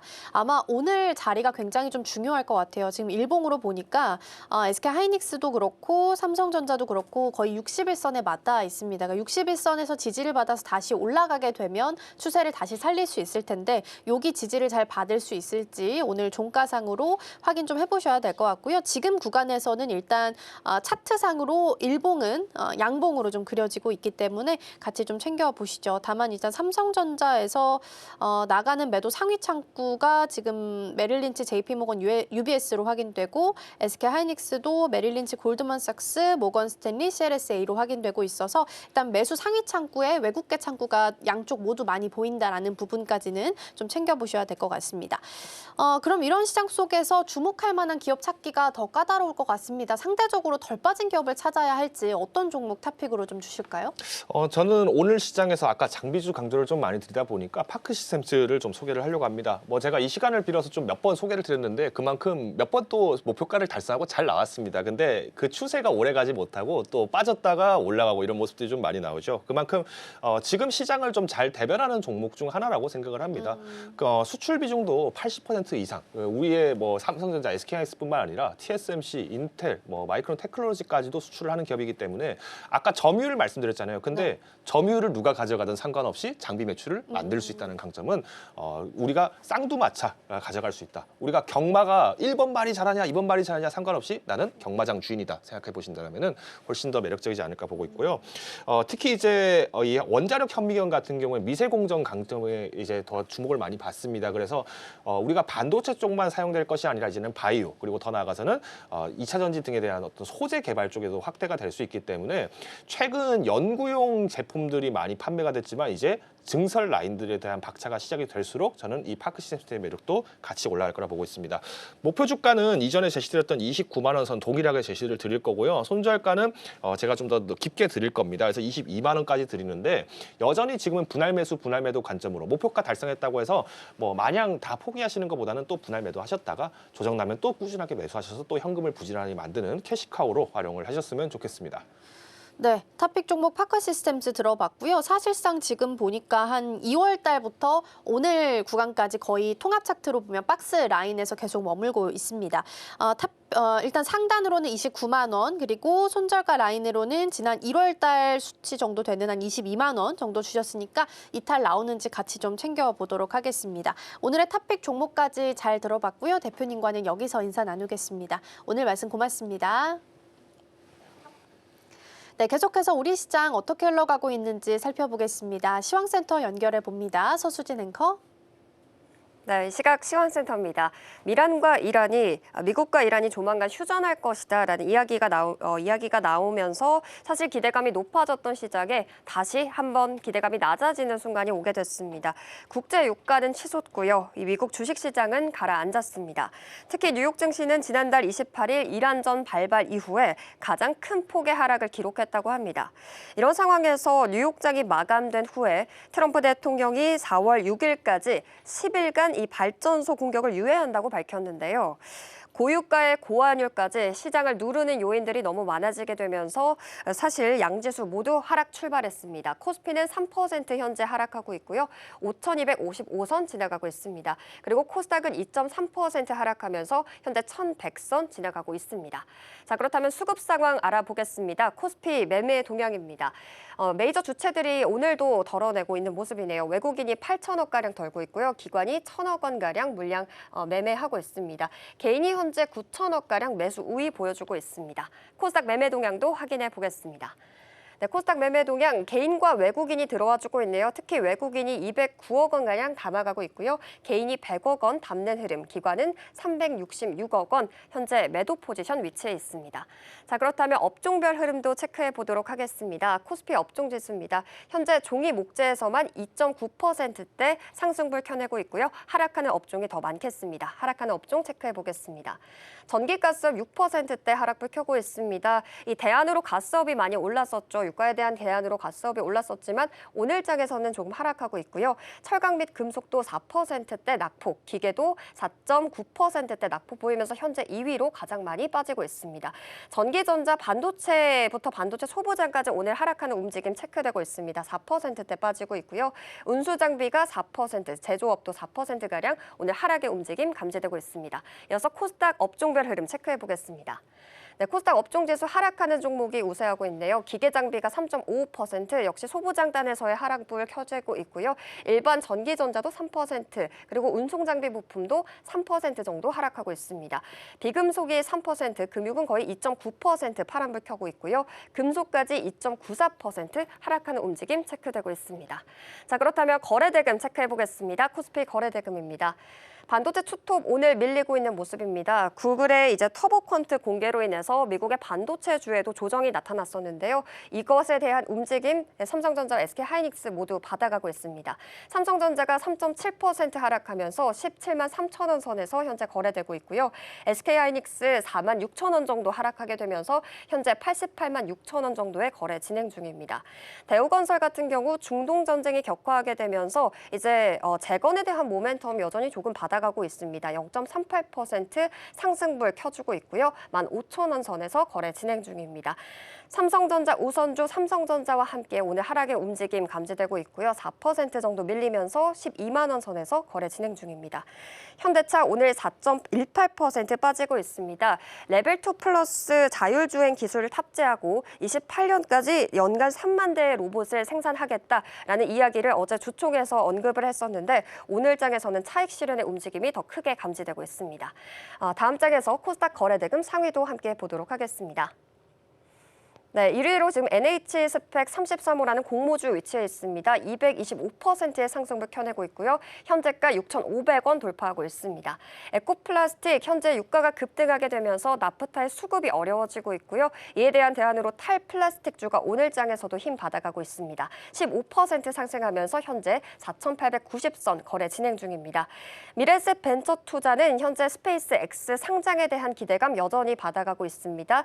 3% 정도 상승하고 있고요. 29,000원 선에 거래 진행 중입니다.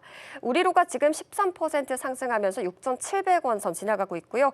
우리기술은 오늘 낙폭 보여주고 있습니다. 등락을 거듭하다가 상승하는 점도 있었는데 지금은 하락 전환하면서 3.75% 빠지고 있고요. 23,100원에 거래 진행 중입니다. 네, 이어서 코스피 상위 종목의 흐름도 살펴보도록 하겠습니다. 시총 상위 종목입니다. 여전히 반도체 투톱 SK하이닉스는 더 하락하는 움직임 보여주고 있네요. 5% 하락하게 되고 되고 있고요. 삼성전자, 우선주도 같이 함께 4% 정도 밀리고 있는 모습 체크가 되고 있습니다. 지금 LG 에너지솔루션 2차 전지주도 오늘은 조금 부진하네요. 4% 정도 빠지면서 36만 7천 원 선에서 거래 진행되고 있고요. 바이오단에서는 조금 선별적인 움직임이 감지되긴 하지만은 바이오 안에서도 좀 하락의 불이 더 많이 보여지고 있습니다.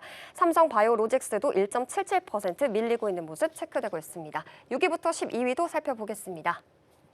네, 6위부터 12위 SK스퀘어 같은 경우 하이닉스와 함께 5% 정도 덜어지는 움직임 체크되고 있고요. 오늘 조박원이 좀 약하네요. 한화 에어로스페이스 5.77% 밀리면서 120만 원 선에 거래 진행 중이고 원전주도 오늘은 조금 부진한 모습입니다. 두산 에너빌리티 가스 발전에 대한 수혜로 지난주에 많이 급등했었는데 오늘 장에서 5%대 크게 덜어내면서 5만 9천 원 선에 거래 중입니다. 10만 원 선에 내려왔다는 점 체크하셔야 되겠습니다. 기아도 현대차와 흐름 같이 하면서 3% 정도 밀리고 있고요. KB금융 같은 경우에 최근에 이번에 주총에 관련된 이야기가 있었는데 일단 2.95% 정도 빠지고 있습니다. 그리고 가장 지금 낙폭이 좀 심하게 체크가 되고 있는 쪽이 HD현대중공업인데요. 5% 정도 크게 밀리면서 48만 원 선에서 거래 진행 중입니다.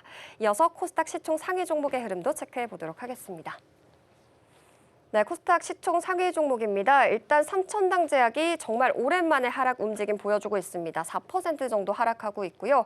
알테오젠은 오늘 사실 하락했었는데 어느새 상승 전환한 모습이네요. 0.26% 상승하면서 38만 원 선에서 거래 진행 중입니다. 기술 계약에 대한 여전히 모멘텀 받아가고 있는 것 같고요.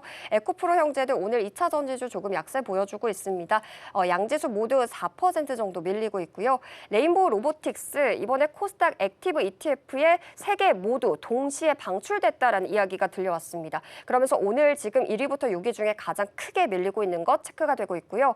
코오롱 티슈진 같은 경우 최근에 무릎 골관염 치료제 임상 3상에 대한 성공 기대감이 붙었습니다. 2% 오늘장에서도 상승하고 있고요. 12만 원 선 지나가고 있습니다. 6위부터 12위도 체크해 보도록 하겠습니다. 네, 코스닥 6위부터 12위입니다. 일단 바이오단에서는 선별적인 흐름 지금 체크되고 있습니다. ABL바이오 2%대 하락 불키면서 17만 원 선에 거래 진행 중이고요. 리가켄바이오는 지금 0.24% 강보합권에서 현재 위치해 있습니다. 20만 7천 원 선에 거래 진행 중입니다. 펩트론도 간만에 힘을 내주는 모습입니다. 0.17% 상승하고 있고요. HLB의 펩에 대한 조금 기대감이 지금 붙었습니다. 0.9% 상승하면서 5만 400원 선에 거래 진행 중입니다.